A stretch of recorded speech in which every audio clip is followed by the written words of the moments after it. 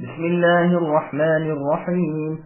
شروع کرتا ہوں اللہ کے نام سے جو بے انتہا مہربان نہایت رحم کرنے والے ہیں۔ حامیم والکتاب المبین انا جعلناه قرآنا عربیا لعلکم تعقلون وانه فی الكتاب لدینا لعلی حکیم افنضرب عنکم الذکر صفحا ان کنتم قوما مسرفین وَكَمْ أَرْسَلْنَا مِن نَّبِيٍّ فِي الْأَوَّلِينَ وَمَا يَأْتِيهِم مِّن نَّبِيٍّ إِلَّا كَانُوا بِهِ يَسْتَهْزِئُونَ فَأَهْلَكْنَا أَشَدَّ مِنْهُم بَطْشًا وَمَضَىٰ مَثَلُ الْأَوَّلِينَ۔ حامیم، قسم ہے اس واضح کتاب کی، ہم نے عربی زبان کا قرآن نازل فرمایا ہے کہ تم سمجھ لو۔ یقیناً یہ لوح محفوظ میں ہے اور ہماری نزدیک بلند مرتبہ حکمت والی ہے۔ کیا ہم اس نصیحت کو تم سے اس بنا پر ہٹا لیں کہ تم حد سے گزر جانے والے لوگ ہو؟ اور ہم نے اگلے لوگوں میں بھی بہت سے نبی بھیجے، جو نبی ان کے پاس آیا انہوں نے اسے ہنسی مذاق میں اڑایا، بس ہم نے ان کے زیادہ زور آوروں کو تباہ کر ڈالا اور اگلوں کی حقیقت گزر چکی ہے۔ سامعین اب آیتوں کی تفصیل سماعت کیجیے۔ قرآن کی نورانیت اور عظمت۔ قرآن کی قسم کھائی جو واضح ہے، جس کے معنی روشن ہیں، جس کے الفاظ نورانی ہیں، جو سب سے زیادہ فصیح و بلیغ عربی زبان میں نازل ہوا ہے، یہ اس لیے کہ لوگ سوچیں سمجھیں اور واضح و پند نصیحت و عبرت حاصل کریں۔ ہم نے اس قرآن کو عربی زبان میں نازل فرمایا ہے، جیسے اور جگہ ہے عربی واضح زبان میں اسے نازل فرمایا ہے۔ اس کی شرافت و مرتبت جو عالم بالا یعنی اللہ تعالیٰ کے ہاں ہیں، اسے بیان فرماتے ہیں کہ زمین والے اس کی منزلت و توقیر معلوم کر لیں۔ فرمایا کہ لوح محفوظ میں لکھا ہوا ہے۔ لدینا سے مراد ہمارے پاس، لعلیون سے مراد مرتبے والے عزت و شرافت اور فضیلت والے ہیں۔ حکیم سے مراد محکم مضبوط جو باطل کے ملنے اور ناحق سے خلط ملط ہو جانے سے پاک ہے۔ اور آیت میں اس پاک کلام کی بزرگی کا بیان ان الفاظ میں ہے، یعنی سورہ واقعہ کی آیت نمبر 77، انہ لقرآن کریم، یعنی بے شک یہ قرآن بزرگی والا ہے اور باعزت ہے۔ اور سورہ عبس کی آیت نمبر 11 میں فرمایا کلا انہا تذکرہ، یعنی یہ قرآن کریم لوح محفوظ میں درج ہے، اسے بجز پاک فرشتوں کے اور کوئی ہاتھ لگا نہیں پاتا، یہ رب العالمین کی طرف سے اترا ہوا ہے اور بے شک یہ ایک نصیحت ہے۔ اور فرمایا قرآن نصیحت کی چیز ہے، جس کا دل چاہے اسے قبول کرے۔ وہ ایسے صحیفوں میں ہے جو معزز ہیں، بلند مرتبہ ہیں اور مقدس ہیں، جو ایسے لکھنے والوں کے ہاتھوں میں ہیں جو ذی عزت اور پاک ہیں۔ ان دونوں آیتوں سے علماء نے استنباط کیا ہے کہ بے وضو قرآن کو ہاتھ میں نہیں لینا چاہیے، جیسے کہ ایک حدیث میں بھی آیا ہے، بشرط یہ کہ وہ صحیح ثابت ہو جائے۔ یہ روایت موطا مالک میں ہے اور اس کی اسناد حسن ہے، اس لیے کہ عالم بالا میں فرشتے اس کتاب کی عزت و تعظیم کرتے ہیں جس میں یہ قرآن لکھا ہوا ہے۔ بس اس عالم میں ہمیں بطور اولا اس کی بہت زیادہ تعظیم و تکریم کرنی چاہیے، کیونکہ یہ زمین والوں کی طرف ہی بھیجا گیا ہے اور اس کا خطاب انہی سے ہے، تو انہیں اس کی بہت زیادہ تعظیم اور ادب کرنا چاہیے اور ساتھ ہی اس کے احکام کو تسلیم کر کے ان پر عامل بن جانا چاہیے، کیونکہ رب تعالیٰ کا فرمان ہے کہ یہ ہمارے ہاں ام الکتاب میں ہے اور بلند پایہ اور باحکمت ہے۔ اس کے بعد کی آیت کے ایک معنی تو یہ کیے گئے ہیں کہ کیا تم نے یہ سمجھ رکھا ہے کہ باوجود اطاعت گزاری اور فرمانبرداری نہ کرنے کے ہم تم کو چھوڑ دیں گے اور تمہیں عذاب نہ کریں گے؟ دوسرے معنی یہ ہے کہ اس امت کے اگلوں نے جب اس قرآن کو جھٹلایا، اسی وقت اگر یہ اٹھا لیا جاتا تو تمام دنیا ہلاک کر دی جاتی، لیکن اللہ تعالیٰ کی وسیع رحمت نے پسند نہ فرمایا اور برابر 20 سال سے زیادہ تک یہ قرآن اترتا رہا۔ اس قول کا مطلب یہ ہے کہ یہ اللہ تعالیٰ کی لطف و رحمت ہے کہ وہ نہ ماننے والوں کے انکار اور بدباطی لوگوں کی شرارت کی وجہ سے انہیں نصیحت و معزت کرنی نہیں چھوڑتے، تاکہ جو ان میں نیکی والے ہیں وہ درست ہو جائیں اور جو درست نہیں ہوتے ان پر حجت تمام ہو جائے۔ پھر اللہ تبارک و تعالیٰ اپنے نبی اکرم محمد صلی اللہ علیہ وسلم کو تسلی دیتے ہیں اور فرماتے ہیں کہ آپ اپنی قوم کی تکذیب پر نہ گھبرائیں، صبر و سہار کیجیے۔ ان سے پہلے کی جو قومیں تھیں ان کے پاس ہم نے اپنے رسول و نبی بھیجے تھے اور سب نے ہی اپنے اپنے نبیوں سے تمسخر اور مزاح کیا، پھر ہم نے انہیں ہلاک کر دیا۔ وہ رسول اللہ کے زمانے کے لوگوں سے زیادہ زور آور، باہمت اور दराज दस्त थे। जैसे और आयत में है, क्या इन्होंने जमीन में चल फिर कर नहीं देखा कि इनसे अगले लोगों का क्या अंजाम हुआ, जो इनसे तादाद में और कुव्वत में बहुत ज्यादा बड़े हुए थे। और भी आयतें इस मजमून की बहुत सी हैं। फिर आगे अल्लाह फरमाते हैं, अगलों की मिसालें गुजर चुकी, यानी आदतें, सजाएं, इबरतें। जैसे इस सूरे के आखिर में फरमाया है कि हमने इन्हें गुजरे हुए और बाद वालों के लिए इबरतें बना दिए। और जैसे अल्लाह ताला ने सूरे मुमिन की आयत नंबर 85 में फरमाया, सुन्नतल्लाहि लती, यानी अल्लाह ताला का तरीका जो अपने बंदों में पहले से चला आया है। और ए नबी, आप अल्लाह के तरीके को बदलता हुआ न पाएंगे।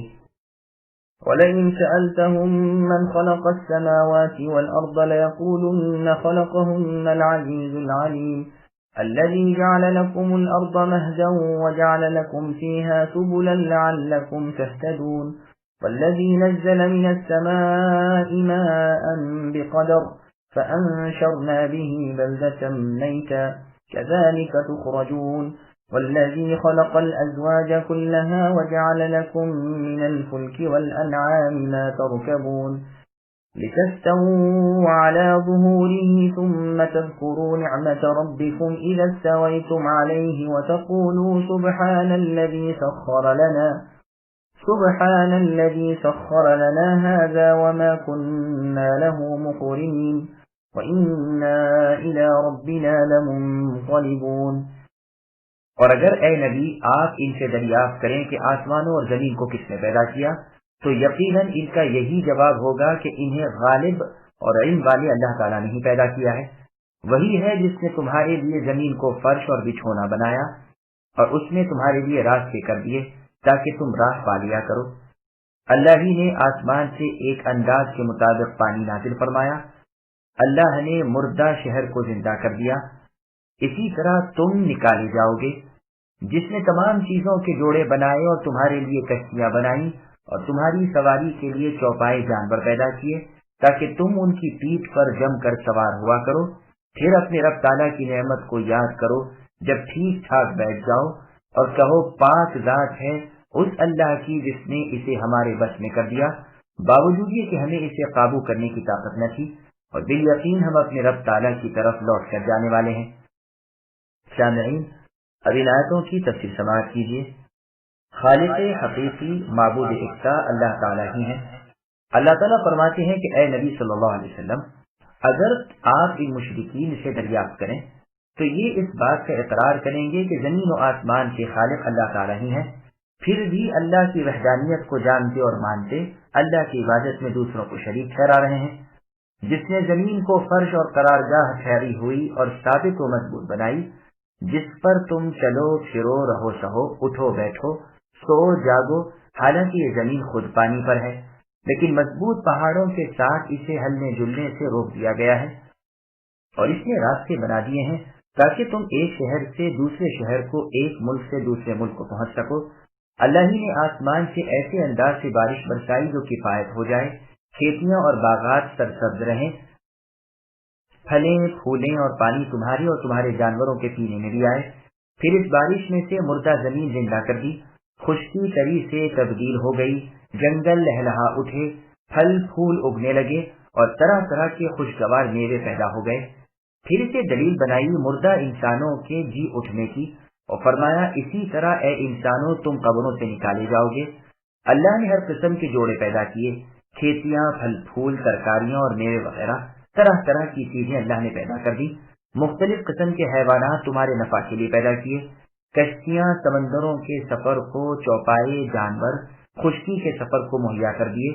ان میں سے بہت سے جانوروں کے گوشت تم کھاتے ہو، بہت سے تمہیں دودھ دیتے ہیں، بہت سے تمہاری سواریوں میں کام آتے ہیں، تمہارے بوجھ ڈھوتے ہیں، تم ان پر سواریاں لیتے ہو اور خوب مزے سے ان پر سوار ہوتے ہو۔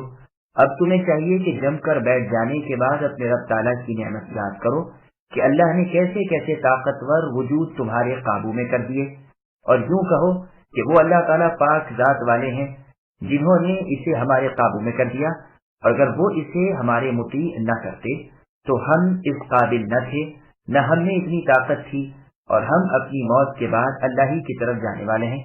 اس آمد و رفت سے اور اس مختصر سفر سے سفر آخرت یاد کرو جیسے کہ دنیا کے توشے کا ذکر کر کے اللہ تعالیٰ نے آخرت کے توشے کی جانب توجہ دلائی اور فرمایا توشہ لے لیا کرو لیکن بہترین توشہ آخرت کا توشہ ہے، اور دنیاوی لباس کے ذکر کے موقع پر اخروی لباس کی طرف متوجہ کیا اور فرمایا لباس تقوی افضل و بہتر ہے۔ سوار ہونے کی دعائیں، سواری پر سوار ہونے کے وقت کی دعاؤں کی حدیثیں سنن ابی داؤد میں، سنن ترمذی اور مسند احمد میں ہے کہ علی بن ربیعہ رحمہ اللہ فرماتے ہیں علی رضی اللہ عنہ جب اپنی سواری پر سوار ہونے لگے تو رکاب میں پیر رکھتے ہی فرمایا بسم اللہ، جب جم کر بیٹھ گئے تو فرمایا الحمدللہ سبحان الذی سخر لنا هذا وما كنا له مقرنین وإنا إلى ربنا لمنقلبون، یعنی تعریف اور شکر اس اللہ ہی کے لیے ہے جو پاک ہے، جنہوں نے ہمارے لیے اس سواری کو ہمارے زیر فرمان کر دیا اور ہم خود ایسے نہ تھے کہ اسے اپنے قابو میں کر سکتے، اور ہم سب اپنے رب ہی کی طرف لوٹ کر جانے والے ہیں۔ پھر 3 مرتبہ الحمدللہ کہا اور 3 مرتبہ اللہ اکبر کہا، پھر فرمایا سبحانک لا الہ الا انت قد ظلمت نفسی فاغفر لی، پھر حج کیے، یعنی پاک ہے آپ اے اللہ، آپ کے سوا کوئی معبود برحق نہیں، بے شک میں نے ہی اپنے نفس پر ظلم کیا ہے، پس آپ مجھے بخش دیجیے۔ علی بن ربیعہ نے کہا میں نے پوچھا امیر المؤمنین آپ ہنسے کیوں؟ فرمایا میں نے رسول اللہ صلی اللہ علیہ وسلم سے یہی سوال کیا، رسول اللہ نے جواب دیا کہ جب بندے کے منہ سے اللہ تعالیٰ سنتے ہیں کہ وہ کہتا ہے رب اغفر لی، کہ اے میرے رب مجھے بخش دیجیے، تو اللہ تعالیٰ بہت ہی خوش ہوتے ہیں اور فرماتے ہیں میرا بندہ جانتا ہے کہ میرے سوا کوئی گناہوں کو بخش نہیں سکتا۔ یہ حدیث سنن ابی داؤد، ترمذی، نسائی اور مسند احمد میں بھی ہے۔ صحیح مسلم میں، سنن ابی داؤد اور صحیح ابن حبان میں ہے کہ عبداللہ بن عمر رضی اللہ عنہ فرماتے ہیں کہ نبی صلی اللہ علیہ وسلم جب کبھی اپنی سواری پر سوار ہوتے 3 مرتبہ تکبیر کہہ کر یعنی اللہ اکبر ان دونوں آیات قرآنی کی تلاوت کرتے، پھر یہ دعا مانگتے اللہم انی اسألک فی سفری ھذا البر والتقوی، کہ اے اللہ میں آپ سے میرے اس سفر میں نیکی کا اور تقوی کا سوال کرتا ہوں، ومن العمل ما ترضى، اور ان اعمال کا جن سے آپ خوش ہو جائیں، اللہم ہون علینا السفر، اے اللہ ہم پر ہمارے سفر کو آسان کر دیجئے، وَأَطْوِ لَنَا الْبُعْدَ، اور ہمارے لیے سفر کی دوری کو لپیٹ لیجئے، اللہم انت الصاحب فی السفر، اے اللہ آپ ہی اس سفر میں میرے ساتھی ہیں، والخلیفۃ فی الاہل، اور اہل و عیال میں میرے نگہبان ہیں اور میرے اہل و عیال کے بھی، اللہم اصحبنا فی سفرنا، اے اللہ ہمارے سفر میں ہمارے ساتھ ہو جائیے، واخلفنا فی اہلنا، اور ہمارے گھروں میں ہماری جانشینی فرمائیے۔ اور جب سفر سے رسول اللہ واپس گھر کی طرف لوٹتے تو فرماتے آئبون تائبون انشاء اللہ عابدون لربنا حامدون، یعنی واپس لوٹنے والے، توبہ کرنے والے، انشاءاللہ عبادتیں کرنے والے اور اپنے رب کی تعریفیں کرنے والے۔ مسند احمد میں ہے ابو لہب خزاعی رضی اللہ عنہ فرماتے ہیں کہ صدقے کے اونٹوں میں سے ایک اونٹ رسول اللہ صلی اللہ علیہ وسلم نے ہماری سواری کے لیے ہمیں عطا فرمایا کہ ہم اس پر سوار ہو کر حج کو جائیں۔ ہم نے کہا اے اللہ کے رسول ہم نہیں دیکھتے کہ آپ ہمیں اس پر سوار کرائیں۔ رسول اللہ نے فرمایا ہر اونٹ کی کوہان میں شیطان ہوتا ہے، تم جب اس پر سوار ہو تو جس طرح میں تمہیں حکم دیتا ہوں اللہ تعالیٰ کا نام یاد کرو، پھر اسے اپنے لیے خادم بنا لو، یاد رکھو اللہ تعالیٰ ہی سوار کراتے ہیں۔ ابو لہب کا نام محمد ابن اسود ابن خلف ہے رضی اللہ عنہ۔ مسند کی ایک اور حدیث میں ہے رسول اللہ صلی اللہ علیہ وسلم فرماتے ہیں ہر اونٹ کی پیٹھ پر شیطان ہے، تو تم جب اس پر سواری کرو تو اللہ کا نام لیا کرو، پھر اپنی حاجتوں میں کمی نہ کرو۔ وَجَعَلُوا لَهُ مِنْ عِبَادِهِ جُزْءًا إِنَّ الْإِنسَانَ لَكَفُورٌ مُبِينٌ أَمِ اتَّخَذَ مِمَّا يَخْلُقُ بَنَاتٍ وَأَصْفَاكُمْ بِالْبَنِينَ وَإِذَا بُشِّرَ أَحَدُهُمْ بِمَا ضَرَبَ لِلرَّحْمَنِ مَثَلًا ظَلَّ وَجْهُهُ مُسْوَدًّا وَهُوَ كَظِيمٌ أَوَمَنْ يُنَشَّأُ فِي الْحِلْيَةِ وَهُوَ فِي الْخِصَامِ غَيْرُ مُبِينٍ وَجَعَلُوا الْمَلَائِكَةَ الَّذِينَ هُمْ عِبَادُ الرَّحْمَنِ إِنَاثًا أَشَهِدُوا خَلْقَهُمْ سَتُكْتَبُ شَهَادَتُهُمْ وَيُسْأَلُونَ وقالوا لو شاء الرحمن ما عبدناهم ما لهم بذلك من علم إن هم إلا يخرصون۔ ان کافروں نے اللہ تعالیٰ کے بعض غلاموں کو اللہ کا جز ٹھہرا دیا۔ یقیناً انسان کھلم کھلا ناشکرا ہے۔ کیا اللہ تعالیٰ نے اپنی مخلوق میں سے بیٹیاں تو خود رکھ لیں اور تمہیں بیٹوں سے برگزیدہ کیا؟ ان میں سے کسی کو جب اس چیز کی خبر دی جائے جس کی مثال اس نے اللہ رحمان کے لیے بیان کی ہے تو اس کا چہرہ سیاہ پڑ جاتا ہے اور غمگین ہو جاتا ہے۔ کیا اللہ کی اولاد لڑکیاں ہیں جو زیورات کی نمائش میں پلیں اور جھگڑے میں ظاہر نہ ہو سکیں؟ انہوں نے اللہ رحمان کی عبادت گزار فرشتوں کو عورتیں قرار دے دیا۔ کیا یہ فرشتوں کی پیدائش کے موقع پر موجود تھے؟ ان کی یہ گواہی لکھ لی جائے گی اور ان سے اس چیز کی بات پرس کی جائے گی۔ کہتے ہیں اگر اللہ تعالیٰ چاہتے تو ہم ان کی عبادت نہ کرتے۔ انہیں اس کی کچھ خبر نہیں، یہ تو صرف اٹکل بچو جھوٹ باتیں کہتے ہیں۔ سامعین ولایتوں کی تفصیل سماعت کیجیے۔ مشرکوں کی خود ساختہ تقسیم۔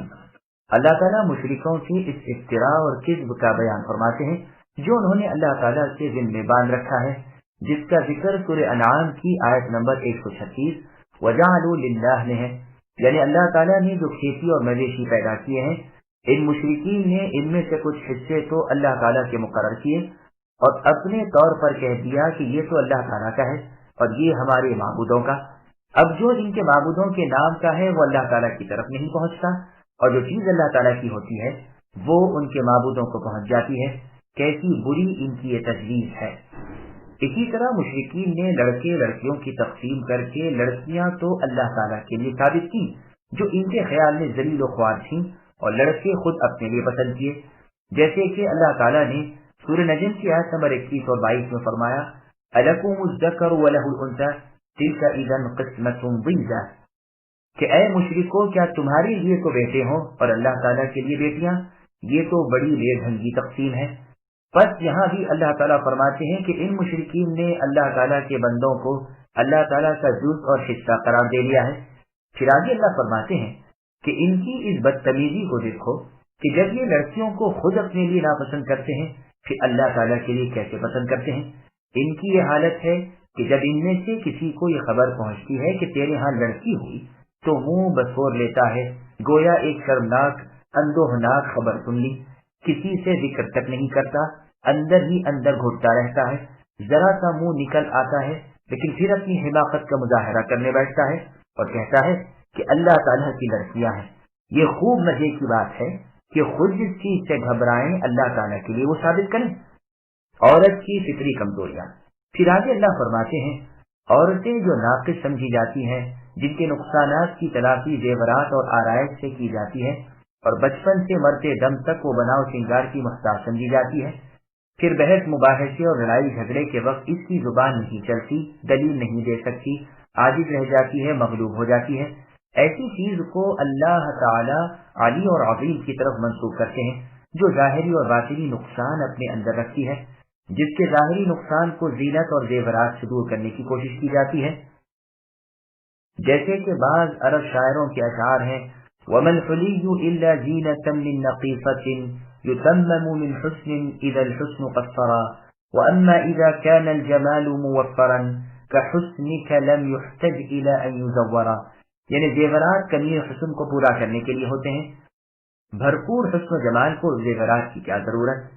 اور باطنی نقصانات بھی عورت اپنے اندر رکھتی ہے، جیسے بدلہ نہ لے سکنا نہ زبان سے نہ ہمت سے۔ اس مضمون کو بھی عربوں نے ادا کیا ہے کہ یہ صرف رونے دھونے سے ہی مدد کر سکتی ہے اور چوری چھپے کوئی بھلائی کر سکتی ہے۔ پھر آگے اللہ فرماتے ہیں کہ انہوں نے فرشتوں کو عورتیں سمجھ رکھا ہے، ان سے پوچھئے کہ کیا جب وہ پیدا ہوئے تو تم اے مشرکو وہاں موجود تھے؟ تم یہ نہ سمجھو کہ ہم تمہاری ان باتوں سے بے خبر ہیں، سب ہمارے پاس لکھی ہوئی ہیں، اور قیامت کے دن تم سے ان کا سوال بھی ہوگا، جس سے تمہیں ڈرنا چاہیے اور ہوشیار رہنا چاہیے۔ پھر ان کی مزید حماقت بیان فرماتے ہیں کہ کہتے ہیں کہ ہم نے فرشتوں کو عورتیں سمجھا، پھر ان کی مورتیاں بنائی اور پھر انہیں پوج رہے ہیں۔ اگر اللہ تعالیٰ چاہتے تو ہم نے ان میں حائل ہو جاتے اور ہم انہیں نہ پوج سکتے، بس جبکہ ہم انہیں پوج رہے ہیں اور اللہ تعالیٰ ہم میں اور ان میں حائل نہیں ہوتے تو ظاہر ہے کہ ہماری یہ پوجا غلطی نہیں بلکہ صحیح ہے۔ بس پہلی خطا تو ان کی یہ ہے کہ اللہ تعالیٰ کے لیے اولاد ثابت کی، دوسری خطا یہ ہے کہ فرشتوں کو اللہ تعالیٰ کی لڑکیاں قرار دی، تیسری خطا یہ ہے کہ انہی کی پوجا پاٹ شروع کر دی جس پر کوئی دلیل و حجت نہیں، صرف اپنے بڑوں اور اگلوں اور باپ دادوں کی اندھی اور کوری تقلید ہے۔ چوتھی خطا یہ ہے کہ اسے اللہ تعالیٰ کی طرف سے مقرر مانا اور اس سے یہ نتیجہ نکالا کہ اگر اللہ تعالیٰ اس سے ناخوشی ہوتے تو ہمیں اتنی طاقت ہی نہ دیتے کہ ہم ان فرشتوں کی پرستش کریں، اور یہ مشرکین کی کھلی جہالت و غباوت ہے۔ اللہ تعالیٰ اس سے سراسر ناخوش ہے۔ ایک ایک پیغمبر اس کی تردید کرتے رہے، ایک ایک کتاب اس کی برائی بیان کرتی رہی، جیسے اللہ تعالیٰ نے سورہ نحل کی آیت نمبر 36 میں فرمایا، وَلَقَدْ بَعَثْنَا فِي كُلِّ أُمَّةٍ رَسُولًا أَنِ اعْبُدُوا اللَّهَ وَاجْتَنِبُوا الطَّاغُوتَ، یعنی ہر امت میں ہم نے رسول بھیجا کہ اللہ تعالیٰ کی عبادت کرو اور اللہ کے سوا دوسرے کی عبادت سے بچو۔ پھر بعض تو ایسے نکلے جنہیں اللہ تعالیٰ نے ہدایت کی، اور بعض ایسے بھی نکلے جن پر گمراہی کی بات ثابت ہو چکی۔ تم زمین میں چل پھر کر دیکھو کہ جھٹلانے والوں کا کیسا برا حشر ہوا۔ اور زخرف کی آیت نمبر 45 میں اللہ نے فرمایا، وَاسْأَلْ مَنْ أَرْسَلْنَا مِنْ قَبْلِكَ مِنْ رُسُلِنَا الْآيَةِ، یعنی اے نبی آپ ان رسولوں سے پوچھ لیجئے جنہیں ہم نے آپ سے پہلے بھیجا تھا، کیا ہم نے اپنے سوا دوسروں کی پرستش کی اجازت دی تھی؟ پھر آگے اللہ فرماتے ہیں، یہ دلیل تو ان کی بڑی بودی ہے، اور بودی یوں ہے کہ یہ بے علم ہے، باتیں بنا لیتے ہیں اور جھوٹ بول لیتے ہیں، یعنی یہ اللہ تعالیٰ کی اس پر قدرت جو ہے اسے نہیں جانتے۔ أَمْ آتَيْنَاهُمْ كِتَابًا مِّن قَبْلِهِ فَهُمْ بِهِ مُسْتَمْسِكُونَ بَلْ قَالُوا إِنَّا وَجَدْنَا آبَاءَنَا عَلَى أُمَّةٍ وَإِنَّا عَلَى آثَارِهِم مُّهْتَدُونَ وَكَذَلِكَ مَا أَرْسَلْنَا مِن قَبْلِكَ فِي قَرْيَةٍ مِّن نَّذِيرٍ إِلَّا قَالَ مُتْرَفُوهَا إِنَّا وَجَدْنَا آبَاءَنَا عَلَى أُمَّةٍ وَإِنَّا عَلَى آثَارِهِم مُّقْتَدُونَ قَالَ أَوَلَوْ جِئْتُكُم بِأَهْدَىٰ مِمَّا وَجَدتُّمْ عَلَيْهِ آبَاءَكُمْ قَالُوا إِنَّا بِمَا أُرْسِلْتُم بِهِ كَافِرُونَ فَانتَقَمْنَا مِنْهُمْ فَانظُرْ كَيْفَ كَانَ عَاقِبَةُ الْمُكَذِّبِينَ، کیا ہم نے انہیں اس سے پہلے کوئی اور کتاب دی ہے جسے یہ مضبوط تھامے ہوئے ہیں؟ نہیں، بلکہ یہ تو کہتے ہیں کہ ہم نے اپنے باپ دادوں کو ایک مذہب پر پایا اور ہم انہی کے قدموں پر راہ یافتہ ہیں۔ اسی طرح اے نبی آپ سے پہلے بھی ہم نے جس بستی میں کوئی ڈرانے والا بھیجا، وہاں سے آسودہ حال لوگوں نے یہی جواب دیا کہ ہم نے اپنے باپ دادوں کو ایک راہ پر اور ایک دین پر پایا، اور ہم تو انہی کے نقش پا کی پیروی کرنے والے ہیں۔ نبی صلی اللہ علیہ وسلم نے کہا بھی کہ اگرچہ میں اس سے بہت زیادہ مقصود تک پہنچانے والا طریقہ لے کر آیا ہوں جس پر تم نے اپنے باپ دادوں کو پایا، تو انہوں نے جواب دیا کہ ہم اس کے منکر ہیں جسے دیکھ کر تمہیں بھیجا گیا ہے، پس ہم نے ان سے انتقام لیا، اور اے نبی دیکھ لیجئے جھٹلانے والوں کا کیسا انجام ہوا۔ سامعین اب آیتوں کی تفصیل سماعت کیجیے۔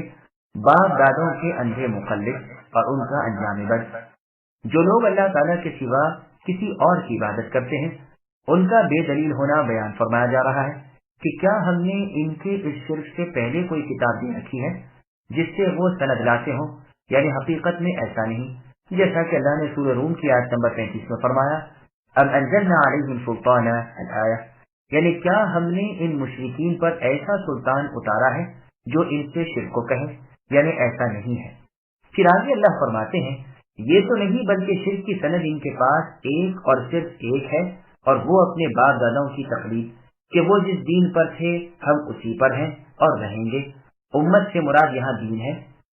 اور آیت میں اللہ نے فرمایا، ان هذه امتکم امۃ واحدہ، اس میں بھی امت سے مراد دین ہی ہے۔ ساتھ ہی کہا کہ ہم انہی کی راہوں پر چل رہے ہیں۔ بس ان کے بے دلیل دعوے کو سنا کر اب اللہ تعالیٰ فرماتے ہیں کہ یہی روش ان سے اگلوں کی بھی رہی۔ ان کا جواب بھی نبیوں کی تعلیم کے مقابلے میں یہی تقلید کو پیش کرنا تھا۔ اور سورہ ذاریات کی آیت نمبر 52 میں اللہ نے فرمایا، كَذَلِكَ مَا أَتَى الَّذِينَ مِن قَبْلِهِم مِّن رَّسُولٍ إِلَّا قَالُوا سَاحِرٌ أَوْ مَجْنُونٌ، یعنی ان سے اگلوں کے پاس بھی جو رسول آئے ان کی امتوں نے انہیں بھی جادوگر اور دیوانہ بتلایا، بس گویا کہ اگلے پچھلوں کے منہ میں یہ الفاظ بھر گئے ہیں، حقیقت یہ ہے کہ سرکشی میں یہ سب یکساں ہیں۔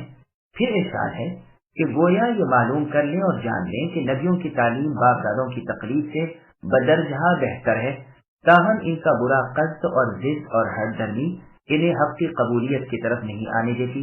بس ایسے اڑیل لوگوں سے ہم بھی ان کی باطل پرستی کا انتقام نہیں چھوڑتے، مختلف صورتوں سے انہیں تہو بالا کر دیا کرتے ہیں۔ ان کے قصے مذکور و مشہور ہیں، غور و تأمل کے ساتھ دیکھ پڑھ لو اور سوچ سمجھ لو کہ کس طرح کفار برباد کیے جاتے ہیں اور کس طرح مؤمن نجات پاتے ہیں۔ وَإِذْ قَالَ إِبْرَاهِيمُ لِأَبِيهِ وَقَوْمِهِ إِنَّنِي بَرَاءٌ مِّمَّا تَعْبُدُونَ إِلَّا الَّذِي فَطَرَنِي فَإِنَّهُ سَيَهْدِينِ وَجَعَلَهَا كَلِمَةً بَاقِيَةً فِي عَقِبِهِ لَعَلَّهُمْ يَرْجِعُونَ بَلْ مَتَّعْتُ هَؤُلَاءِ وَآبَاءَهُمْ حَتَّى جَاءَهُمُ الْحَقُّ وَرَسُولٌ مُّبِينٌ وَلَمَّا جَاءَهُمُ الْحَقُّ قَالُوا هَذَا سِحْرٌ وَإِنَّا بِهِ كَافِرُونَ وَقَالُوا لَوْلَا نُزِّلَ هَذَا الْقُرْآنُ عَلَى رَجُلٍ مِّنَ الْقَرْيَتَيْنِ عَظِيمٍ أَهُمْ يَقْسِمُونَ رَحْمَةَ رَبِّكَ نَحْنُ قَسَمْنَا بَيْنَهُمْ مَعِيشَتَهُمْ فِي الْحَيَاةِ الدُّنْيَا ورفعنا بعضهم فوق بعض درجات ليتخذ بعضهم بعضا سخريا ورحمة ربك خير مما يجمعون ولولا أن يكون الناس أمة واحدة لجعلنا لمن يكفر بالرحمن لبيوتهم سقفا من فضة ومعارج عليها يظهرون ولبيوتهم أبوابا وسررا عليها يتكئون وزخرفا وإن كل ذلك لما متاع الحياة الدنيا والآخرة عند ربك للمتقين۔ جبکہ ابراہیم علیہ السلام نے اپنے والد آزر سے اور اپنی قوم سے فرمایا کہ میں ان چیزوں سے بیزار ہوں جن کی تم عبادت کرتے ہو، بجز اس اللہ تعالیٰ کے جس نے مجھے پیدا کیا ہے، اور وہی مجھے ہدایت بھی کریں گے۔ ابراہیم علیہ السلام اسی کو اپنی اولاد میں بھی باقی رہنے والی بات پر قائم کر گئے تاکہ لوگ باز آتے رہیں، بلکہ میں نے ان لوگوں کو اور ان کے باپ دادوں کو سامان اور اسباب دیا، یہاں تک کہ ان کے پاس حق اور صاف صاف سنانے والا رسول آ گیا۔ حق کے پہنچتے ہی یہ بول پڑے کہ یہ تو جادو ہے، ہم اس کے منکر ہیں، اور کہنے لگی یہ قرآن ان دونوں بستیوں میں سے کسی بڑے آدمی پر کیوں نہ نازل کیا گیا؟ اے نبی، کیا آپ کے رب تعالیٰ کی رحمت کو یہ تقسیم کرتے ہیں؟ ہم نے ہی ان کی زندگانی دنیا کی روزی ان میں تقسیم کی ہے اور ایک کو دوسرے سے بلند کیا ہے تاکہ ایک دوسرے کو ماتحت کر لے، جسے یہ لوگ سمیٹتے پھرتے ہیں، اس سے آپ کے رب تعالیٰ کی رحمت بہت ہی بہتر ہے۔ اگر یہ بات نہ ہوتی کہ تمام لوگ ایک ہی گروہ ہو جائیں تو اللہ رحمان کے ساتھ کفر کرنے والوں کے گھروں کی چھتوں کو ہم چاندی کی بنا دیتے اور ان کی سیڑھیوں کو بھی جن پر چڑھا کرتے اور ان کے گھروں کے دروازے اور تخت بھی جن پر وہ تکیہ لگا کر بیٹھتے ہیں اور سونے کے بھی، اور یہ سب کچھ یوں ہی سا دنیاوی فائدہ ہے، اور آخرت تو آپ کے رب تعالیٰ کے نزدیک ہے نبی صرف پرہیزگاروں کے لیے ہی ہے۔ سامعین ولایتوں کی تفسیر سماعت کیجیے۔ شرک کا قلعہ کم کرنا سنت ابراہیمی ہے۔ قریشی کفار نسب کے اور دین کے اعتبار سے چونکہ خلیل اللہ امام الحنفاء ابراہیم علیہ السلام کی طرف منسوب تھے، اس لیے اللہ تعالیٰ نے سنت ابراہیمی ان کے سامنے رکھی کہ دیکھو، جو اپنے بعد آنے والے تمام نبیوں کے باپ اللہ تعالیٰ کے رسول امام الموحدین تھے، انہوں نے کھلے لفظوں میں نہ صرف اپنی قوم سے بلکہ اپنے سگے باپ آزر سے بھی کہہ دیا کہ مجھ میں تم میں کوئی تعلق نہیں، میں سوائے اپنے سچے اللہ تعالیٰ کے جو میرے خالق اور میرے ہادی ہیں تمہارے ان معبودوں سے بیزار ہوں، سب سے بے تعلق ہوں۔ اللہ تعالیٰ نے بھی ان کی ان جرأت حق گوئی اور جوش توحید کا بدلہ یہ دیا کہ کلمہ توحید کو ان کی اولاد نے ہمیشہ کے لیے باقی رکھ لیا۔ ناممکن ہے کہ آپ کی اولاد میں اس پاک کلمے کے قائل نہ ہو، انہی کی اولاد اس توحیدی کلمے کی اشاعت کرے گی اور سعید روحیں اور نیک نصیب لوگ اسی گھرانے سے توحید سیکھیں گے۔ غرب اسلام اور توحید کا معلم یہ گھرانہ قرار پایا گیا۔ پھر فرماتے ہیں بات یہ ہے کہ یہ کفار کفر کرتے رہے اور میں انہیں متاع دنیا دیتا رہا، یہ اور بہکتے گئے اور اس قدر بدمست بن گئے کہ جب ان کے پاس دین حق اور رسول حق کو آئے تو انہوں نے ہاتھ لگائی کہ کلام اللہ اور معجزات انبیاء جادو ہیں اور ہم ان کے منکر ہیں۔ سرکشی اور ضد میں آ کر کفر کر بیٹھے، عناد اور بغض سے حق کے مقابلے پر اتر آئے اور باتیں بنانے لگے کہ کیوں صاحب، اگر یہ قرآن سچ مچ میں اللہ تعالیٰ ہی کا کلام ہے تو پھر مکے اور طائف کے کسی رئیس پر، کسی بڑے آدمی پر، کسی دنیاوی وجاہت والے پر کیوں نہ اترا؟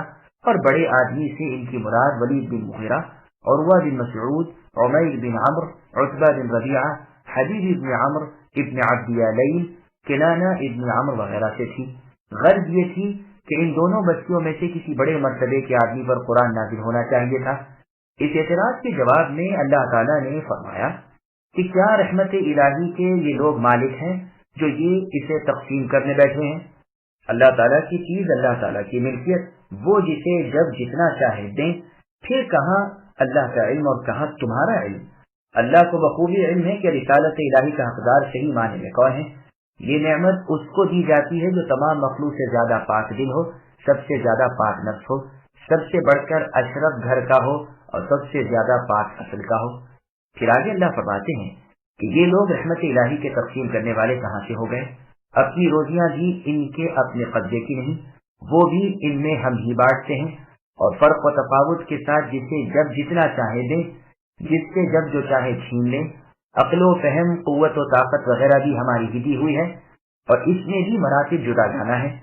اس میں ایک حکمت یہ بھی ہے کہ ایک دوسرے سے کام لیں، کیونکہ اس کی اسے اور اس کی اسے ضرورت اور حاجت رہتی ہے، ایک ایک کے ماتحت رہے۔ پھر ارشاد ہوا کہ تم جو کچھ دنیا میں جمع کر رہے ہو، اس سے رب تعالیٰ کی رحمت بہت ہی بہتر اور افضل ہے۔ ازاں بعد اللہ سبحانہ و تعالیٰ فرماتے ہیں کہ اگر یہ بات نہ ہوتی کہ لوگ مال کو میرا فضل اور میری رضامندی کی دلیل جان کر مالداروں کی مثل بن جائیں تو میں تو کفار کو یہ دنیائیں دوں، اتنی دیتا کہ ان کے گھر کی چھتیں بلکہ ان کی کوٹھوں کی سیڑھیاں بھی چاندی کی ہوتی، جن کے ذریعے یہ بالا خانوں پر پہنچتے، اور ان کے دروازے، ان کے بیٹھنے کے تخت بھی چاندی کے ہوتے اور سونے کے بھی۔ میرے نزدیک دنیا کوئی قدر کی چیز نہیں، یہ فانی ہے، زائل ہونے والی ہے، اور ساری مل جائے جب بھی آخرت کے مقابلے میں بہت ہی کم ہے۔ ان لوگوں کی اچھائیوں کے بدلے انہیں یہی مل جاتے ہیں، کھانے پینے، رہنے سہنے، برتنے برتانے میں کچھ سہولتیں بہم پہنچ جاتی ہیں۔ آخرت میں تو محض خالی ہاتھ ہوں گے، ایک نیکی باقی نہ ہوگی جو اللہ تعالیٰ سے کچھ حاصل کر سکیں۔ چنانچہ سنن ترمذی میں ہے، رسول اللہ صلی اللہ علیہ وسلم فرماتے ہیں، اگر دنیا کی قدر اللہ کے نزدیک ایک مچھر کے پر کے برابر بھی ہوتی تو کسی کافر کو یہاں پانی کا ایک گھونٹ بھی نہ پلاتے۔ پھر آگے اللہ نے فرمایا، آخرت کی بھلائیاں صرف ان کے لیے ہیں جو دنیا میں پھونک پھونک کر قدم رکھتے رہے، ڈر ڈر کر زندگی گزارتے رہے۔ وہاں رب تعالیٰ کی خاص نعمتیں اور مخصوص رحمتیں جو انہیں ملیں گی، ان میں کوئی ان کا شریک نہ ہوگا۔ چنانچہ جب عمر رضی اللہ عنہ رسول اللہ کے پاس آپ کے بالا خانے میں گئے اور رسول اللہ نے اس وقت اپنی ازواج مطہرات سے ایلا کر رکھا تھا تو دیکھا کہ رسول اللہ ایک چٹائی کے ٹکڑے پر لیٹے ہوئے ہیں جس کے نشان رسول اللہ کے جسم مبارک پر نمایاں ہے، تو رو دیے اور کہا، اللہ کے رسول، یہ ہے قیصر و کسریٰ، کس آن بان اور کس شوکت و شان سے زندگی گزار رہے ہیں، اور آپ اللہ تعالیٰ کے برگزیدہ پیارے رسول ہو کر کس حال میں ہیں؟ رسول اللہ یا تو تکیہ لگائے ہوئے بیٹھے تھے یا فوراً تکیہ چھوڑ دیا اور فرمانے لگے، اے خطاب کے بیٹے عمر، کیا تم شک میں ہو؟ یہ تو وہ لوگ ہیں جن کی نیکیاں جلدی سے انہیں یہی دنیا میں مل گئیں۔ یہ روایت صحیح بخاری اور مسلم کی ہے۔ بخاری اور مسلم کی ایک اور روایت میں یہ ہے کہ اے ابن خطاب، کیا تم اس سے خوش نہیں کہ انہیں دنیا ملے اور ہمیں آخرت؟ صحیح بخاری اور مسلم وغیرہ میں یہ بھی ہے کہ رسول اللہ صلی اللہ علیہ وسلم فرماتے ہیں، سونے چاندی کے برتنوں میں کھاؤ پیو نہیں، یہ دنیا میں ان کے لیے ہے یعنی کفار و مشرکین کے لیے، اور آخرت میں ہمارے لیے ہیں یعنی مسلمانوں کے لیے۔ اور دنیا میں یہ ان کے لیے یوں ہے کہ رب تعالیٰ کی نظروں میں دنیا ذلیل و خوار ہے۔ ترمذی وغیرہ کی ایک حسن صحیح حدیث میں ہے کہ رسول اللہ صلی اللہ علیہ وسلم نے فرمایا، اگر دنیا اللہ تعالیٰ کے نزدیک مچھر کے پر کے برابر بھی ہوتی تو کسی کافر کو اللہ تعالیٰ ایک گھونٹ پانی کا نہ پلاتے۔ ومن يعش عن ذكر الرحمن يقيض له شيطانا فهو له قرين وإنهم ليصدونهم عن السبيل ويحسبون أنهم مهتدون حتى إذا جاءنا قال يا ليت بيني وبينك بعد المشرقين فبئس القرين ولن ينفعكم اليوم إذ ظلمتم أنكم في العذاب مشتركون أفأنت تسمع الصم أو تهدي العمي ومن كان في ضلال مبين فإما نذهبن بك فإنا منهم منتقمون أو نرينك الذي وعدناهم فإنا عليهم مقتدرون فاستمسك بالذي أوحي إليك إنك على صراط مستقيم وإنه لذكر لك ولقومك وسوف تسألون واسأل من أرسلنا من قبلك من رسلنا أجعلنا من دون الرحمن آلهة يعبدون. اور جو شخص اللہ تعالیٰ کی یاد سے غفلت کرے ہم اس پر ایک شیطان مقرر کر دیتے ہیں، وہی اس کا ساتھی رہتا ہے، وہ انہیں راہ راست سے روکتے ہیں اور یہ اسی خیال میں رہتے ہیں کہ یہ راہ یافتہ ہیں، یہاں تک کہ جب ہمارے پاس آئے گا کہے گا کاش میرے اور تیرے درمیان مشرق و مغرب کی دوری ہوتی، تو بڑا ہی برا ساتھی ہے، جبکہ تم ظالم ٹھہر چکے تو تمہیں آج ہرگز تمہارا سب کا عذاب میں شامل ہونا کوئی نفع نہ دے گا۔ کیا بس اے نبی آپ بہرے کو سنا سکتے ہیں یا اندھے کو راہ دکھا سکتے ہیں اور اسے جو کھلی گمراہی میں ہو؟ ہم اگر آپ کو یہاں سے لے کر بھی جائیں تو بھی ہم ان سے بدلہ لینے والے ہیں، یا جو کچھ ان سے وعدہ کیا ہے وہ آپ کو دکھا دیں، یقیناً ہم اس پر بھی قدرت رکھتے ہیں۔ بس جو وحی آپ کی جانب اے نبی کی گئی آپ اسے مضبوطی سے تھامے رہیے، یقین مانیے کہ آپ راہ راست پر ہیں، اور یقیناً یہ خود آپ کے لیے اور آپ کی قوم کے لیے نصیحت ہے، اور ان قریب تم پوچھے جاؤ گے۔ اور ہمارے ان نبیوں کا حال معلوم کرو جنہیں ہم نے آپ سے پہلے اے نبی بھیجا تھا، کہ کیا ہم نے سوائے رحمان کے اور معبود مقرر کیے تھے جن سے عبادت کی جائے؟ شامل نبی آیتوں کی تفصیل سماعت کیجیے۔ اللہ کے ذکر سے غفلت کا نتیجہ۔ ارشاد ہوتا ہے کہ جو شخص اللہ تعالیٰ رحیم و کریم کے ذکر سے غفلت وہ بے رغبتی کرے اس پر شیطان قابو پا لیتا ہے اور اس کا ساتھی بن جاتا ہے۔ آنکھ کی بینائی کی کمی کو عربی زبان میں غش فی العین کہتے ہیں۔ یہی مضمون قرآن کریم کی اور بھی بہت سی آیتوں میں ہے، جیسے اللہ تعالیٰ نے سورہ نساء کی آیت نمبر 115 میں فرمایا وَمَن يُشَاقِقِ الرَّسُولَ الآیہ، یعنی جو شخص ہدایت ظاہر ہو چکنے کے بعد مخالفت رسول کر کے مؤمنوں کی راہ کے سوا اور راہ کی پیروی کرے ہم اسے وہی چھوڑ دیں گے اور جہنم واصل کریں گے جو بڑی بری جگہ ہے۔ اور سورہ صف کی آیت نمبر 5 میں اللہ نے فرمایا فَلَمَّا زَاغُوا أَزَاغَ اللَّهُ قُلُوبَهُمْ، یعنی جب وہ ٹیڑے ہو گئے اللہ تعالیٰ نے ان کے دل بھی کج کر دیے۔ اور سورہ حامیم سجدہ کی آیت نمبر 25 میں اللہ نے فرمایا وَقَيَّضْنَا لَهُمْ قُرَنَاءَ الْآیَہ، یعنی ان کے جو ہم نشین ہم نے مقرر کر دیے ہیں وہ ان کے آگے پیچھے کی چیزوں کو زینت والی بنا کر انہیں دکھاتے ہیں۔ یہاں ارشاد ہوتا ہے کہ ایسے غافل لوگوں پر شیطان اپنا قابو کر لیتا ہے اور انہیں راہ اللہ سے روکتا ہے، اور ان کے دل میں یہ خیال جما دیتا ہے کہ ان کی روش بہت اچھی ہے، یہ بالکل صحیح دین پر قائم ہے۔ قیامت کے دن جب اللہ تعالیٰ کے سامنے حاضر ہوگا اور معاملہ کھل جائے گا تو اپنے اس شیطان سے جو اس کا ساتھی دنیا میں بنا رہا تھا براءت اور بیزارگی ظاہر کرے گا اور کہے گا کہ کاش میرے اور تیرے درمیان اتنا فاصلہ ہوتا جتنا مشرق اور مغرب میں ہے۔ یہاں باعتبار غلبے کے مشرقین یعنی دو مشرقوں کا لفظ کہہ دیا گیا ہے، جیسے سورج چاند کو قمرین یعنی دو چاند کہہ دیا جاتا ہے، اور ماں باپ کو ابوین یعنی دو باپ کہہ دیا جاتا ہے۔ ایک قرات میں جاءنا بھی ہے، یعنی شیطان اور یہ غافل انسان دونوں جب ہمارے پاس بروز قیامت آئیں گے۔ سعید جریری رحمہ اللہ فرماتے ہیں کہ کافر کے اپنی قبر سے اٹھتے ہی شیطان آ کر اس کے ہاتھ سے ہاتھ ملا لیتا ہے، پھر جدا نہیں ہوتا، یہاں تک کہ جہنم میں بھی دونوں کو ساتھ ڈالا جاتا ہے۔ پھر آگے اللہ فرماتے ہیں جہنم میں تم سب کا جمع ہونا اور وہاں کے عذابوں میں سب کا شریک ہونا تمہارے لیے نفع دینے والا نہیں۔ اس کے بعد اپنے نبی محمد صلی اللہ علیہ وسلم سے فرماتے ہیں کہ ازلی بحروں کے کان میں اے نبی آپ ہدایت کی صدا نہیں ڈال سکتے، مادر زادے اندھوں کو آپ راہ نہیں دکھا سکتے، سری گمراہی میں پڑے ہوئے آپ کی ہدایت نہیں قبول کر سکتے۔ یعنی آپ پر ہماری جانب سے یہ فرض نہیں کہ خواہ مخواہ ہر شخص مسلمان ہو ہی جائے۔ ہدایت آپ کے قبضے کی چیز نہیں، جو حق کی طرف کان ہی نہ لگائے، جو سیدھی راہ کی طرف آنکھ ہی نہ اٹھائے، جو بہکے اور اسی میں خوش رہے۔ تو آپ کو ان کی بابت اتنا کیوں خیال ہے؟ آپ پر ضروری کام صرف تبلیغ کرنا ہے۔ ہدایت و بلالت ہمارے ہاتھ کی چیزیں ہیں، ہم عادل و انصاف پرور ہیں، ہم حکیم ہیں، ہم جو چاہیں گے کریں گے، تم تنگ دل نہ ہو جایا کرو۔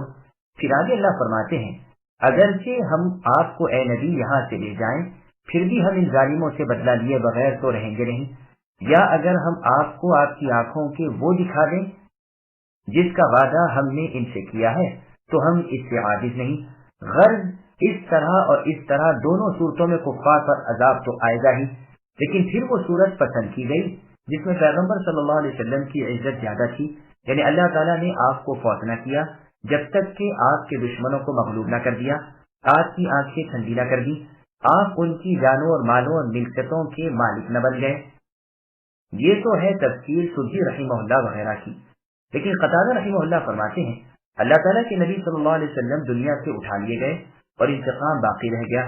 اللہ تعالیٰ نے اپنے رسول کو آپ کی امت میں زندگی میں وہ معاملات نہ دکھائے جو آپ کو ناپسند تھے، بجز رسول اللہ کے اور تمام انبیاء علیہ السلام کے سامنے ان کی امتوں پر عذاب آئے۔ صحیح مسلم میں مسند احمد میں رسول اللہ صلی اللہ علیہ وسلم کی ایک حدیث ہے، آپ نے فرمایا ستارے آسمان کے بچاؤ کا سبب ہیں، جب ستارے جھڑ جائیں گے تو آسمان پر مصیبت آ جائے گی۔ میں اپنے اصحاب کا ذریعہ امن ہوں، میرے جانے کے بعد میرے اصحاب پر وہ آ جائے گا جس کا یہ وعدہ دیے جاتے ہیں۔ پھر آگے ارشاد ہوتا ہے کہ جو قرآن اے نبی آپ پر نازل کیا گیا ہے، جو سراسر حق و صدق ہے، جو حقانیت کی سیدھی اور صاف راہ کی رہنمائی کرتا ہے، آپ اسے مضبوطی کے ساتھ لیے رہیے، یہی جنت نعیم اور راہ مستقیم کا رہبر ہے۔ اس پر چلنے والا، اس کے احکام کو تھامنے والا بہک اور بھٹک نہیں سکتا۔ یہ آپ کے لیے اور آپ کی قوم کے لیے ذکر ہے، یعنی شرف اور بزرگی ہے۔ بخاری میں ہے کہ رسول اللہ صلی اللہ علیہ وسلم نے فرمایا یہ امر یعنی خلافت اور امامت قریش میں ہی رہے گا، جو ان سے جھگڑے گا اور چھینے گا اسے اللہ تعالیٰ اوندھے منہ گرائیں گے جب تک دین کو قائم رکھیں۔ اس لیے بھی آپ کی شرافت قومی اس میں ہے کہ قرآن رسول اللہ کی زبان عربی میں اترا ہے، لغت قریش میں ہی نازل ہوا ہے۔ ظاہر ہے کہ سب سے زیادہ اسے یہی سمجھیں گے، انہیں لائق ہے کہ سب سے زیادہ مضبوطی کے ساتھ عمل بھی انہی کا اس پر رہے۔ بالخصوص اس میں بڑی بھاری بزرگی ہے ان مہاجرین کرام رضی اللہ عنہم کی جنہوں نے اول سبقت کر کے اسلام قبول کیا اور ہجرت میں بھی سب سے پیش رہے اور جو ان کے قدم بقدم چلے۔ ذکر کے معنی نصیحت کے بھی لیے گئے ہیں۔ اس صورت میں یہ یاد رہے کہ رسول اللہ صلی اللہ علیہ وسلم کی قوم کے لیے اس کا نصیحت ہونا دوسروں کے لیے نصیحت نہ ہونے کے معنی میں نہیں، جیسے اللہ تعالیٰ نے سورہ انبیاء کی آیت نمبر 10 میں فرمایا لقد انزلنا الیکم کتابا فیہ ذکرکم افلا تعقلون، یعنی بالیقین ہم نے تمہاری طرف کتاب نازل فرمائی ہے جس میں تمہارے لیے نصیحت ہے، کیا پس تم عقل نہیں رکھتے؟ اور سورہ شعراء کی آیت نمبر 214 میں فرمایا وانذر عشیرتک الاقربین، یعنی اے نبی آپ اپنے خاندانی قرابت داروں کو ہوشیار کر دیں۔ غرض نصیحت قرآنی رسالت نبوی صلی اللہ علیہ وسلم عام ہے، کنبے والوں کو، قوم کو اور دنیا کے کل لوگوں کو شامل ہے۔ پھر آگے اللہ تعالیٰ فرماتے ہیں تم سے اے کافروں اور مشرکوں ان قریب سوال ہوگا کہ کہاں تک کلام اللہ پر عمل کیا اور کہاں تک اسے مانا۔ تمام رسولوں نے اپنی اپنی قوم کو وہی دعوت دی جو اے آخر الزماں رسول محمد صلی اللہ علیہ وسلم آپ اپنی امت کو دے رہے ہیں۔ کل انبیاء علیہ السلام کے دعوت ناموں کا خلاصہ صرف اس قدر ہے کہ انہوں نے توحید پھیلائی اور شرک کو مٹایا، جیسے خود قرآن میں ہے کہ ہم نے ہر امت میں رسول بھیجا کہ اللہ تعالیٰ کی عبادت کرو اور اللہ کے سوا اوروں کی عبادت نہ کرو۔ چنانچہ تفسیر ابن جریر طبری میں ہے کہ عبداللہ رضی اللہ عنہ کی قرأت میں یہ آیت اس طرح ہے وَاسْأَلِ الَّذِينَ أَرْسَلْنَا إِلَيْهِمْ قَبْلَكَ رُسُولَنَا، بس یہ مثل تفسیر کے ہے نہ کہ تلاوت کے، واللہ اعلم۔ تو مطلب یہ ہوا کہ ان سے دریافت کر لیجیے جن میں آج سے پہلے ہم اپنے اور رسولوں کو بھیج چکے ہیں۔ عبد الرحمن رحمہ اللہ فرماتے ہیں نبیوں سے پوچھ لیجیے، یعنی معراج والی رات کو جبکہ انبیاء علیہ السلام رسول اللہ صلی اللہ علیہ وسلم کے سامنے جمع تھے کہ ہر نبی توحید سکھانے اور شرک مٹانے کی ہی تعلیم لے کر ہماری جانب سے مبعوث ہوتے رہے۔ وَلَقَدْ أَرْسَلْنَا مُوسَى بِآيَاتِنَا إِلَى فِرْعَوْنَ وَمَلَئِهِ فَقَالَ إِنِّي رَسُولُ رَبِّ الْعَالَمِينَ فَلَمَّا جَاءَهُم بِآيَاتِنَا إِذَا هُم مِّنْهَا يَضْحَكُونَ وَمَا نُرِيهِم مِّنْ آيَةٍ إِلَّا هِيَ أَكْبَرُ مِنْ أُخْتِهَا وَأَخَذْنَاهُم بِالْعَذَابِ لَعَلَّهُمْ يَرْجِعُونَ وقالوا يا أيها الساحر ادع لنا ربك بما عهد عندك إننا لمهتدون فلما كشفنا عنهم العذاب إذا هم ينكثون۔ اور ہم نے موسیٰ علیہ السلام کو اپنے دلائل دے کر فرعون اور اس کے امراء کے پاس بھیجا۔ موسیٰ علیہ السلام نے کہا میں تمام جہانوں کے پروردگار کا رسول ہوں۔ جب ہماری نشانیاں لے کر ان کے پاس آئے تو وہ بے ساختہ ان پر ہنسنے لگے۔ ہم انہیں جو نشانی دکھاتے تھے وہ دوسری سے بڑی چڑی ہوتی تھی اور ہم نے انہیں عذاب میں پکڑا تاکہ وہ باز آ جائیں۔ وہ کہنے لگے اے جادوگر ہمارے لیے اپنے رب تعالیٰ سے اس کی دعا کر جس کا اس نے تجھ سے وعدہ کر رکھا ہے، یقین مان کے ہم راہ پر لگ جائیں گے۔ پھر جب ہم نے وہ عذاب ان سے ہٹا لیا انہوں نے اسی وقت اپنا قول و قرار توڑ۔ سامعین ولایتوں کی تفسیر سماعت کیجیے۔ موسیٰ علیہ السلام دلائل و براہین کے ساتھ فرعون کی طرف۔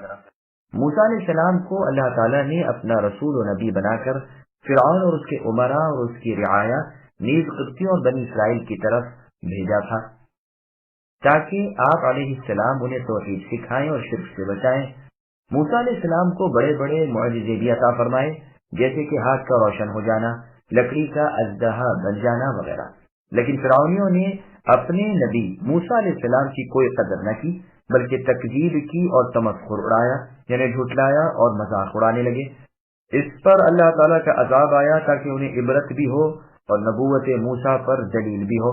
پس طوفان آیا، ٹڈیاں آئیں، جوئیں آئیں، میڈک آئے اور کھیت مال جان پھل وغیرہ کی کمی میں مبتلا ہوئے۔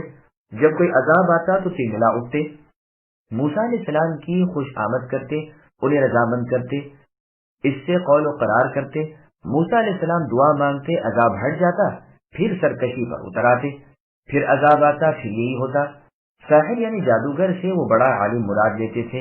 ان کے زمانے کے علماء کا یہی لقب تھا اور انہی لوگوں میں علم تھا، اور ان کے زمانے میں یہ علم مذموم نہیں سمجھا جاتا تھا بلکہ قدر کی نگاہ سے دیکھا جاتا تھا۔ پس ان کا موسیٰ علیہ السلام کو اے جادوگر کہہ کر خطاب کرنا بطور عزت کے تھا، اعتراض کے طور پر نہ تھا، کیونکہ انہیں تو اپنا کام نکالنا تھا۔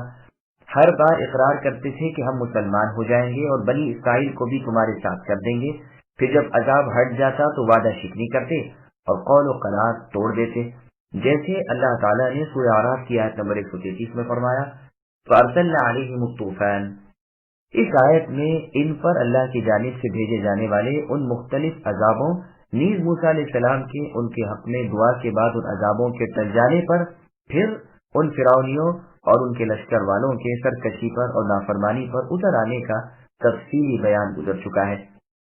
ونادى فرعون في قومه قال يا قوم أليس لي ملك مصر وهذه الأنهار تجري من تحتي أفلا تبصرون أم أنا خير من هذا الذي هو مهين ولا يكاد يبين فلولا ألقي عليه أسورة من ذهب أو جاء معه الملائكة مقترنين فاستخف قومه فأطاعوه إنهم كانوا قوما فاسقين فلما آسفونا انتقمنا منهم فأغرقناهم أجمعين فجعلناهم سلفا ومثلا للآخرين۔ اور فرعون نے اپنی قوم میں منادی کرائی اور کہا اے میری قوم کیا مصر کا ملک میرا نہیں اور میرے محلوں کے نیچے یہ نہریں بہ رہی ہیں؟ کیا تم دیکھتے نہیں رہے بلکہ میں بہتر ہوں بنسبت اس یعنی موسیٰ کے جو بے توقیر ہے اور صاف بول بھی نہیں سکتا۔ اچھا اس پر سونے کے کنگن کیوں نہیں آ پڑے یا اس کے ساتھ پر باندھ کر فرشتے ہی آ جاتے؟ فرعون نے اپنی قوم کی عقل کھو دی اور انہوں نے اسی کی مان لی. یقیناً یہ سارے ہی بے حکم لوگ تھے. پھر جب انہوں نے ہمیں غصہ دلایا تو ہم نے ان سے انتقام لیا اور سب کو ڈبو دیا. بس ہم نے گیا گزرا کر دیا اور پچھلوں کے لیے مثال بنا دی. سامعین، اب ان آیتوں کی تفسیر سماعت کیجیے. فرعون کا تکبر اور سرکشی اور اس کا انجام بد. فرعون کی سرکشی اور خود بینی بیان ہو رہی ہے کہ اس نے اپنی قوم کو جمع کر کے ان میں ڈینگ لی اور کہا، کیا میں تنہا ملک مصر کا بادشاہ نہیں ہوں؟ کیا میرے باغات اور محلات میں نہریں جاری نہیں؟ کیا تم میری عظمت و سلطنت کو دیکھ نہیں رہے؟ پھر موسیٰ علیہ السلام اور ان کے ساتھیوں کو دیکھو جو فقیر اور بالکل کمزور ہیں. کلام پاک میں اور جگہ ہے اللہ نے فرمایا، فرعون نے جمع کر کے سب سے کہا، میں تمہارا بلند و بالا رب ہوں، جس پر اللہ تعالیٰ نے اسے یہاں کے اور وہاں آخرت کے عذابوں میں گرفتار کیا. معنی میں بلکہ ہے. بعض قاریوں کی قرات انا بھی ہے. امام ابن جریر رحمہ اللہ فرماتے ہیں، اگر یہ قرات صحیح ہو جائے تو معنی تو بالکل واضح اور صاف ہو جاتے ہیں، لیکن یہ قرات تمام شہروں کی قرات کے خلاف ہے. سب کی قراءت استفہام کا ہے. حاصل یہ ہے کہ فرعون ملعون اپنے آپ کو کلیم اللہ موسیٰ علیہ السلام سے بہتر و برتر بتا رہا ہے، اور یہ دراصل اس ملعون فرعون کا جھوٹ ہے. فرعون نے جو موسیٰ علیہ السلام کو مہین کے لفظ کے ساتھ مخاطب کیا تو اس کا معنی ہے یہ حقیر، ضعیف، بے مثال، بے شان ہے. پھر آگے اللہ کہتے ہیں کہ موسیٰ تو صاف بولنا بھی نہیں جانتا. یہ فرعون کا قول ہے. اس موسیٰ کا کلام بھی فصیح نہیں، وہ اپنا ما فی الضمیر ادا نہیں کر سکتا. بعض کہتے ہیں بچپن میں موسیٰ علیہ السلام نے اپنے منہ میں ایک آگ کا انگارہ رکھ لیا تھا جس کا اثر زبان پر باقی رہ گیا تھا. یہ بھی فرعون کا مکر، جھوٹ اور دجل ہے. موسیٰ علیہ السلام صاف گو، صحیح کلام کرنے والے، ذی عزت، بارعب و وقار تھے، لیکن چونکہ یہ ملعون فرعون اپنی کفر کی آگ سے نبی اللہ موسیٰ علیہ السلام کو دیکھتا تھا، اس لیے اسے یہی دکھتا تھا. حقیقتاً ذلیل اور غبی، بے وقوف اور احمق خود فرعون تھا.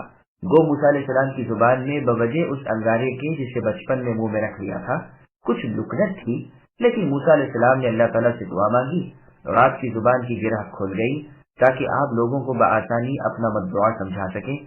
اور اگر مان لیا جائے کہ تاہم کہ کچھ باقی رہ گئی تھی، کیونکہ دعائے کلیم موسیٰ علیہ السلام میں اتنا ہی تھا کہ اے اللہ میری زبان کی اس قدر گرہ کھول دیجئے کہ لوگ میری بات سمجھ لیں، تو یہ بھی کوئی عیب کی بات نہیں. اللہ تعالیٰ نے جس کسی کو جیسا بنا دیا وہ ویسا ہے، اس میں عیب کی کون سی بات ہے؟ دراصل فرعون ایک کلام بنا کر، ایک مسودہ گھڑ کر اپنی جاہل رعایا کو بھڑکانا اور بہکانا چاہتا تھا. دیکھیے وہ آگے چل کر کہتا ہے فرعون یعنی اپنی قوم والوں سے کہ کیوں بھائی اس موسیٰ پر آسمان سے ہن کیوں نہیں برستا؟ مالداری تو اسے اتنی ہونی چاہیے کہ ہاتھ سونے سے پر ہوں، لیکن یہ تو محض مفلس ہے. اچھا یہ بھی نہیں تو اللہ اس کے ساتھ فرشتے ہی کر دیتے جو کم از کم ہمیں باور کرا دیتے کہ یہ اللہ کے نبی ہیں. غرض ہزار جتن کر کے لوگوں کو فرعون نے بیوقوف بنا لیا اور انہیں اپنا ہم خیال اور ہم سکون کر لیا. یہ خود فاسق و فاجر تھے. فسق و فجور کی پکار پر فوراً ریٹ گئے. پس جب ان کا پیمانہ جھلک گیا اور انہوں نے دل کھول کر اللہ تعالیٰ کی نافرمانی کر لی اور رب تعالیٰ کو خوب ناراض کر دیا، تو پھر الہی کوڑا ان کی پیٹھ پر برسا اور اگلے پچھلے سارے کرتوت پکڑ لیے گئے. جہاں ایک ساتھ پانی میں غرق کر دیے گئے وہاں جہنم میں جلتے بھلکتے رہیں گے. عبداللہ رضی اللہ عنہ کے سامنے جب اچانک موت کا ذکر آیا تو آپ نے فرمایا ایماندار پر یہ تخفیف ہے اور کافر پر حسرت ہے. پھر آپ نے اسی آیت کو پڑھ سنایا. عمر بن عبدالعزیز رحمہ اللہ فرماتے ہیں انتقام غفلت کے ساتھ ہے. پھر اللہ سبحانہ و تعالی فرماتے ہیں کہ ہم نے انہیں نمونہ بنا دیا کہ ان کے لیے کام کرنے والے ان کے انجام کو دیکھ لیں، اور یہ مثال یعنی باعث عبرت بن گئے کہ پیچھے ان کے واقعات میں غور کریں اور اپنا بچاؤ ڈھونڈیں.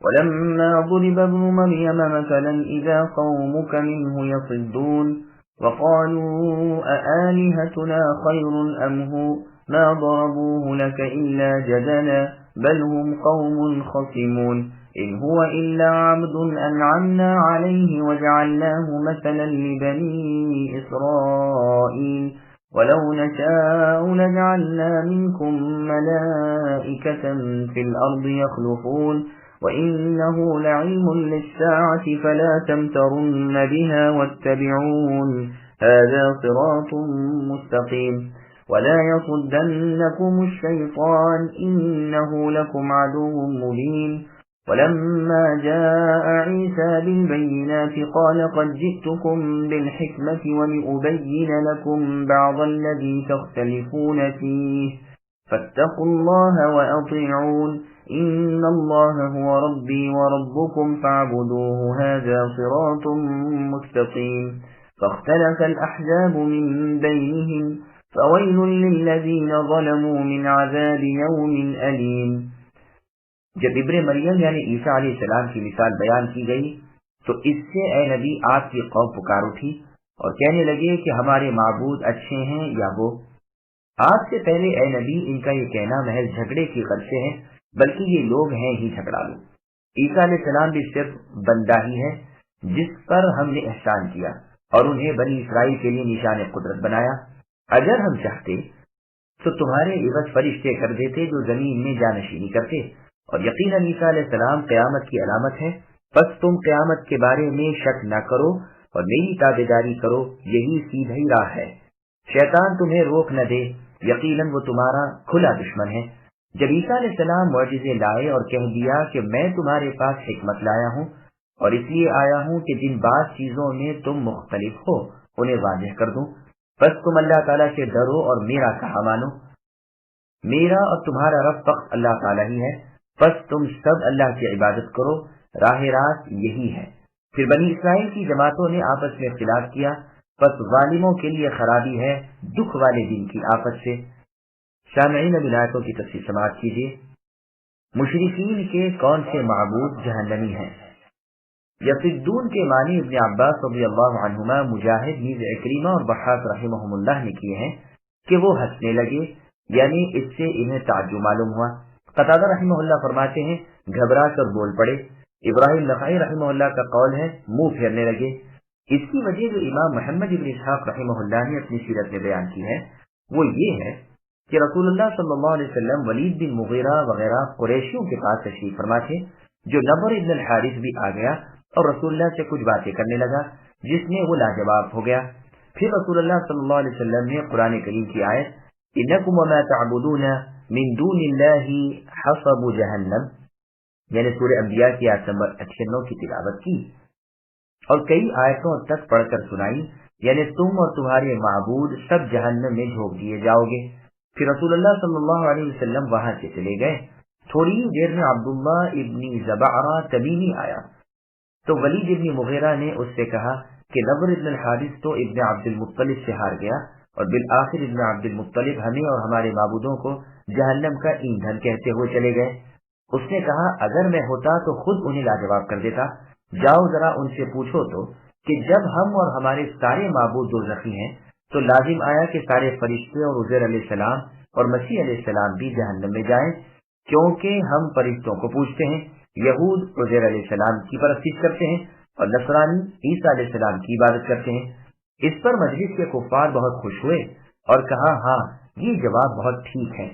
لیکن جب رسول اللہ صلی اللہ علیہ وسلم تک یہ بات پہنچی تو رسول اللہ نے فرمایا ہر وہ شخص جو غیر اللہ کی عبادت کرے اور ہر وہ شخص جو اپنی عبادت اپنی خوشی کرائے، یہ دونوں عابد معبود جہنمی ہیں۔ فرشتوں یا نبیوں نے نہ اپنی عبادت کا حکم دیا نہ وہ اس سے خوش، ان کے نام سے دراصل یہ شیطان کی عبادت کرتے ہیں، وہی انہیں شرک کا حکم دیتا ہے اور یہ اسے بجا لاتے ہیں۔ اس پر سورہ انبیاء کی آیت نمبر 101 ان الذین سبقت نازل ہوئی، یعنی عیسیٰ اور عزیر علیہ السلام اور ان کے علاوہ جن احبار و رہبان کی پرستش یہ لوگ کرتے ہیں اور خود وہ اللہ تعالیٰ کی اطاعت پر تھے، شرک سے بیزار اور اس سے روکنے والے تھے، اور ان کے بعد ان گمراہوں جاہلوں نے انہیں معبود بنا لیا تو وہ محض بے قصور ہیں، اور فرشتوں کو مشرکین اللہ کی بیٹیاں مان کر پوچھتے تھے۔ ان کی تردید میں اللہ نے سورہ انبیاء کی آیت نمبر 26 میں فرمایا وَقَالُوا اتَّخَذَ الرَّحْمَنُ وَلَدًا سے کئی آیتوں تک نازل ہوئی اور ان کے اس باطل عقیدے کی پوری تردید کر دی، اور عیسیٰ علیہ السلام کے بارے میں اس نے جو جواب دیا تھا جس پر مشرکین خوش ہوئے تھے، یہ آیتیں اتری کہ تیرے اس قول کو سنتے ہی معبودان باطل بھی اپنے عابدوں کے ساتھ جہنم میں جائیں گے؟ انہوں نے جھٹ سے عیسیٰ علیہ السلام کی ذات گرامی کو پیش کر دیا، اور یہ سنتے ہی مارے خوشی کے رسول اللہ کی قوم کے مشرک اچھل پڑے اور بڑھ چڑھ کر باتیں بنانے لگے کہ ہم نے دبا لیا، ان سے کہو کہ عیسیٰ علیہ السلام نے کسی سے اپنی یا کسی اور کی پرستش نہیں کرائی، وہ تو خود برابر ہماری یعنی اللہ تعالیٰ کی غلامی میں لگے رہے، اور ہم نے بھی انہیں اپنی بہترین نعمتیں عطا فرمائی، ان کے ہاتھوں جو معجزات دنیا کو دکھائے وہ قیامت کی دلیل تھے۔ ابن عباس رضی اللہ عنہما سے ابن جریر کی تفسیر میں ہے کہ مشرکین نے اپنے معبودوں کا جہنمی ہونا رسول اللہ کی زبانی سن کر کہا کہ پھر آپ ابن مریم یعنی عیسیٰ علیہ السلام کی نسبت کیا کہتے ہیں؟ رسول اللہ نے فرمایا عیسیٰ علیہ السلام اللہ کے بندے اور اللہ کے رسول ہیں۔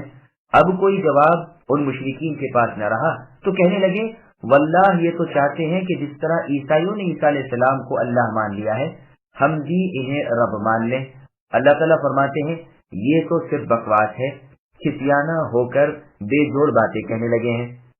مسند احمد میں ہے کہ ایک مرتبہ ابن عباس رضی اللہ عنہما نے فرمایا کہ قرآن میں ایک آیت ہے، مجھ سے کسی نے اس کی تفسیر نہیں پوچھی، میں نہیں جانتا کہ کیا ہر ایک اسے جانتا ہے یا نہ جان کر پھر بھی جاننے کی کوشش نہیں کرتے۔ پھر اور باتیں بیان فرماتے رہے یہاں تک کہ مجلس ختم ہوئی اور آپ چلے گئے۔ اب ہمیں بڑا افسوس ہونے لگا کہ وہ آیت پھر بھی رہ گئی اور ہم میں سے کسی نے دریافت ہی نہ کیا۔ اس پر ابن عقیل انصاری کے مولا ابو یحییٰ نے کہا کہ اچھا کل صبح جب ابن عباس رضی اللہ عنہما تشریف لائیں گے تو میں پوچھ لوں گا۔ دوسرے دن جو آئے تو میں نے ان کی کل کی بات دہرائی اور اسے دریافت کیا کہ وہ کون سی آیت ہے۔ ابن عباس رضی اللہ عنہما نے فرمایا ہاں سنو، رسول اللہ صلی اللہ علیہ وسلم نے ایک مرتبہ قریش سے فرمایا کوئی ایسا نہیں جس کی عبادت اللہ تعالیٰ کے سوا کی جاتی ہو اور اس میں خیر ہو۔ اس پر قریش نے کہا کیا عیسائی عیسیٰ علیہ السلام کی عبادت نہیں کرتے اور کیا عیسیٰ علیہ السلام کو اللہ کا نبی اور اللہ کا برگزیدہ نیک بندہ نہیں مانتے؟ پھر اس کہنے کا کیا مطلب ہوا کہ اللہ کے سوا جس کی عبادت کی جاتی ہے وہ خیر سے خالی ہے؟ اس پر یہ آیتیں اتری کہ جب عیسیٰ ابن مریم علیہ السلام کا ذکر آیا تو یہ لوگ ہنسنے لگے، وہ قیامت کا علم ہے، یعنی عیسیٰ ابن مریم علیہ السلام کا قیامت کے دن سے پہلے نکلنا یعنی آسمان سے اترنا۔ ابن ابی حاتم میں بھی یہ روایت پچھلے جملے کے علاوہ ہے۔ قتادہ رحمہ اللہ فرماتے ہیں ان کے اس قول کا کہ کیا ہمارے معبود بہتر ہیں یا یہ مطلب یہ ہے کہ ہمارے معبود محمد صلی اللہ علیہ وسلم سے بہتر ہیں، یہ تو اپنے آپ کو بچوانا چاہتے ہیں۔ ابن مسعود رضی اللہ عنہ کی قرات میں الہذا ہے، اللہ تعالیٰ فرماتے ہیں کہ یہ ان کا مناظرہ نہیں بلکہ مجادلہ اور مکابرہ ہے، یعنی بے دلیل جھگڑا اور بے وجہ حجت بازی ہے۔ خود یہ جانتے ہیں کہ نہ یہ مطلب ہے نہ ہمارا اعتراض اس پر وارد ہوتا ہے، اس لیے کہ سب سے پہلے تو آیت میں لفظ ماں ہے جو غیر ذوی العقول کے لیے ہے، دوسرے یہ کہ آیت میں خطاب کفار قریش سے ہے جو بت پرست تھے اور انداز کو بتوں اور پتھروں کو پوجتے تھے، وہ مسیح اسلام کے پجاری نہ تھے جو یہ اعتراض برمحل مانا جائے۔ پس یہ صرف جدل ہے، یعنی وہ بات کہتے ہیں جس کے غیر صحیح ہونے کو ان کا اپنا دل بھی جانتا ہے۔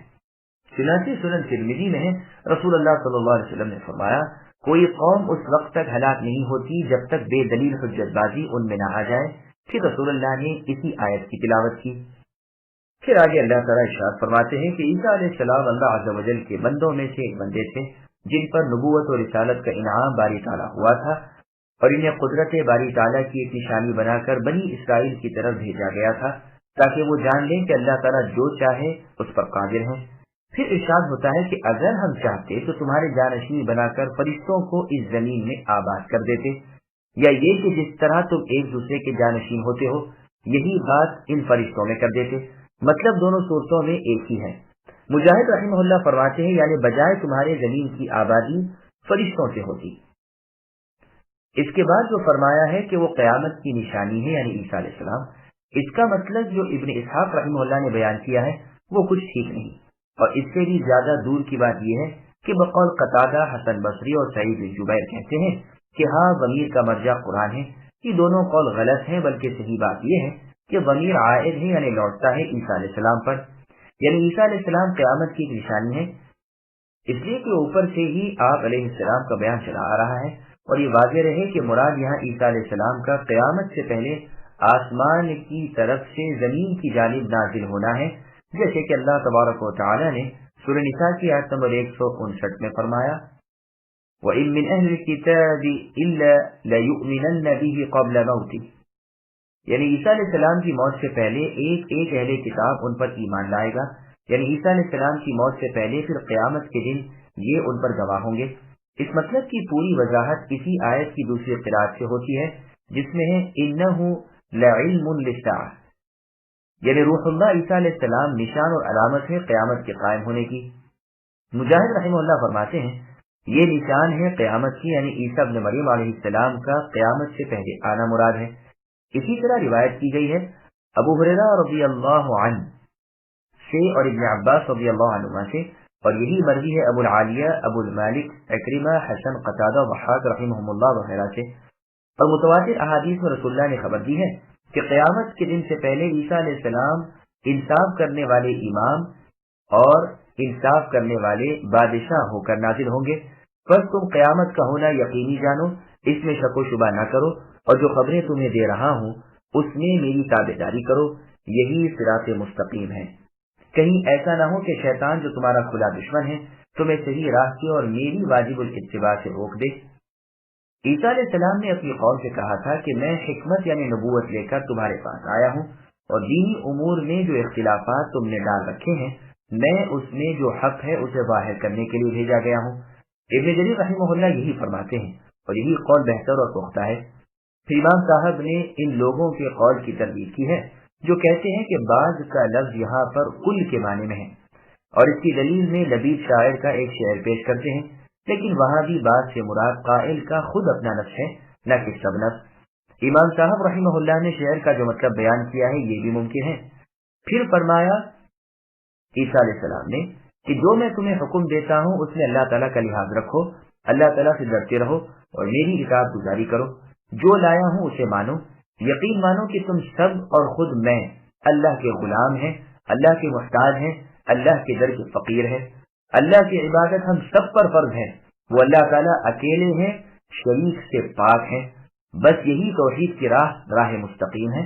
اب لوگ آپس میں متفرق ہو گئے، بعض تو کلمت اللہ عیسیٰ علیہ السلام کو اللہ تعالیٰ کا بندہ اور رسول ہی کہتے تھے اور یہی حق والی جماعت تھی، اور بعض نے عیسیٰ علیہ السلام کی نسبت دعویٰ کیا کہ اللہ تعالیٰ کے بیٹے ہیں، اور بعض نے کہا کہ عیسیٰ علیہ السلام ہی اللہ ہے۔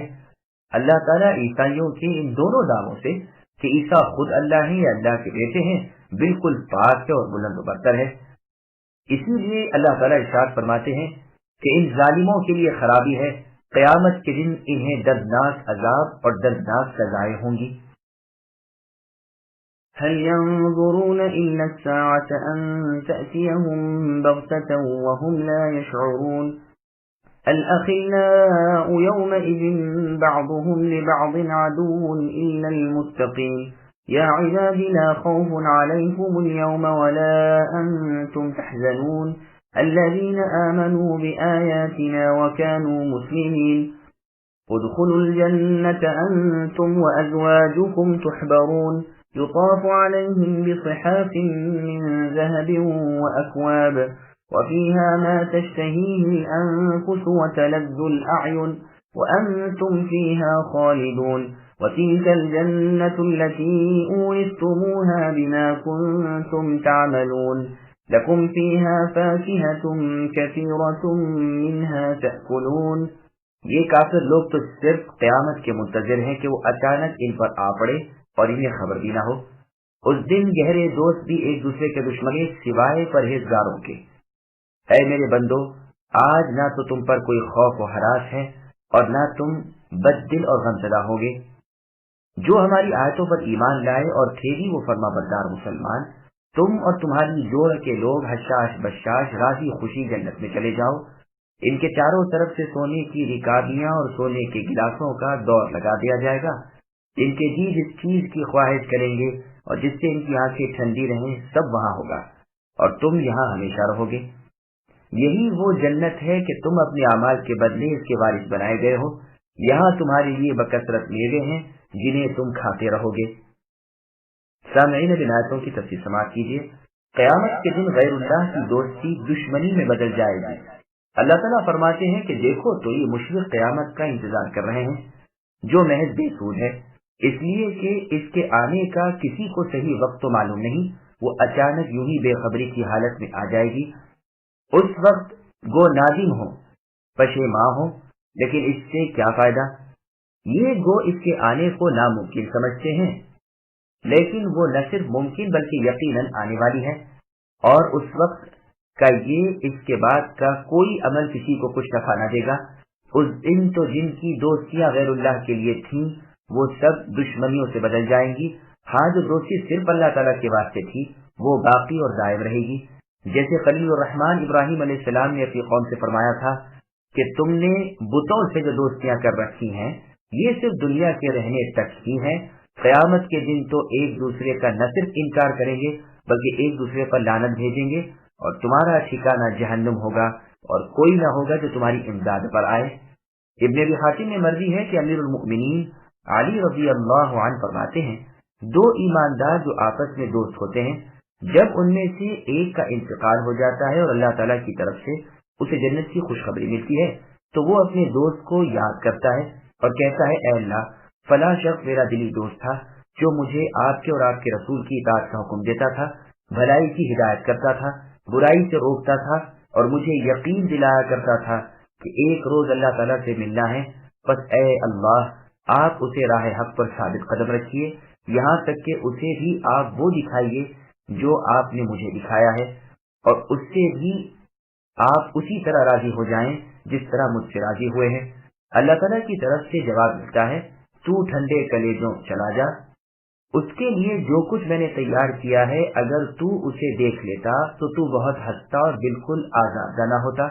پھر جب دوسرا دوست مرتا ہے اور ان کی روحیں ملتی ہیں تو کہا جاتا ہے کہ تم آپس میں ایک دوسرے کا تعلق بیان کرو، پس ہر ایک دوسرے سے کہتا ہے کہ یہ میرا بڑا اچھا بھائی تھا اور نہایت نیک ساتھی تھا اور بہت بہتر دوست تھا۔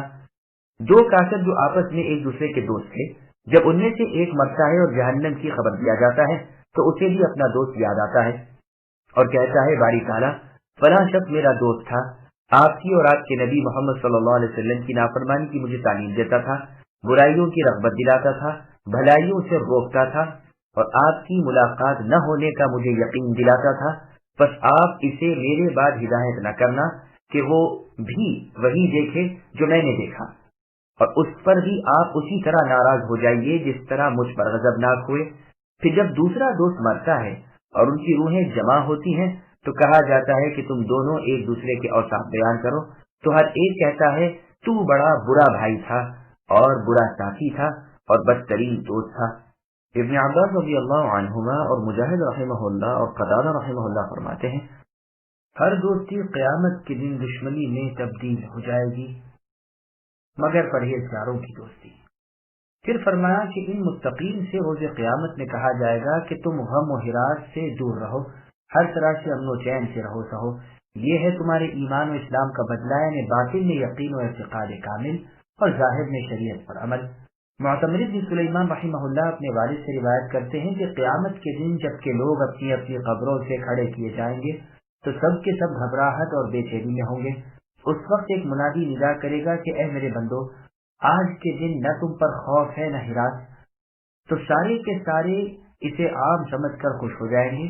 وہی منادی کہے گا، وہ لوگ جو دل سے ایمان لائے تھے اور جسم سے نیک کام کیے تھے، اس وقت سوائے سچے پکے مسلمانوں کے باقی سب مایوس ہو جائیں گے۔ پھر ان سے کہا جائے گا کہ تم اور تم جیسے نعمت و سعادت کے ساتھ جنت میں داخل ہو جاؤ۔ سورہ روم میں اس کی تفسیر گزر چکی ہے۔ چاروں طرف سے ان کے سامنے طرح طرح کے ملذذ و مرغن خوش ذائقہ مرغوب کھانوں کی کشتیاں، رکابیاں اور قابیں پیش ہوں گی، اور چھلکتے ہوئے جام ہاتھوں میں لیے غلمان ادھر ادھر گردش کر رہے ہوں گے۔ تشتہیہ الانفس اور تشتہی الانفس دونوں قرأتیں ہیں، یعنی اہل ایمان جنتیوں کو مزید اور خوش بو والے، اچھی رنگت والے من مانے کھانے پینے ملیں گے۔ مسند احمد میں ہے کہ اللہ تعالیٰ کے رسول صلی اللہ علیہ وسلم فرماتے ہیں، سب سے ادنا مرتبے کے جنتی کے بالا خانے کی 7 منزلیں ہوں گی، یہ 6 منزل میں ہوگا اور اس کے اوپر 7 ہوگی۔ اس کے 30 خادم ہوں گے جو صبح شام 300 سونے کے برتنوں میں اس کے لیے طعام و شراب پیش کریں گے، ہر ایک میں الگ الگ قسم کا عجیب و غریب اور نہایت لذیذ کھانا ہوگا۔ اول سے آخر تک اسے کھانے کی اشتہا ویسے ہی رہے گی۔ اسی طرح 300 سونے کے پیالوں اور کٹوروں اور گلاسوں میں اسے پینے کی چیزیں دی جائیں گی، وہ بھی ایک سے ایک سوا ہوگی۔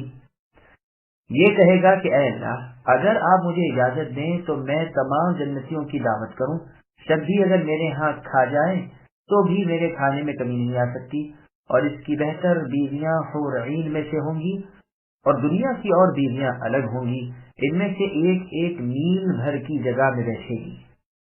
یہ روایت صفت الجنہ لأبی نعیم میں بھی موجود ہے۔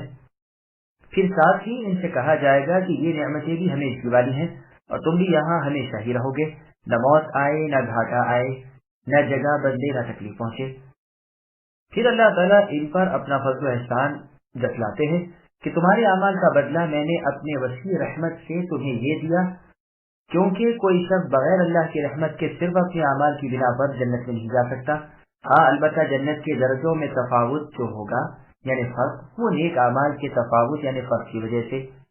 ابن ابی حاتم میں ہے کہ رسول اللہ صلی اللہ علیہ وسلم فرماتے ہیں، جہنمی اپنی جنت کی جگہ جہنم میں سے دیکھیں گے اور حسرت و افسوس سے کہیں گے، اگر اللہ تعالیٰ مجھے بھی ہدایت کرتے ہوتے تو میں بھی متقیوں میں ہو جاتا۔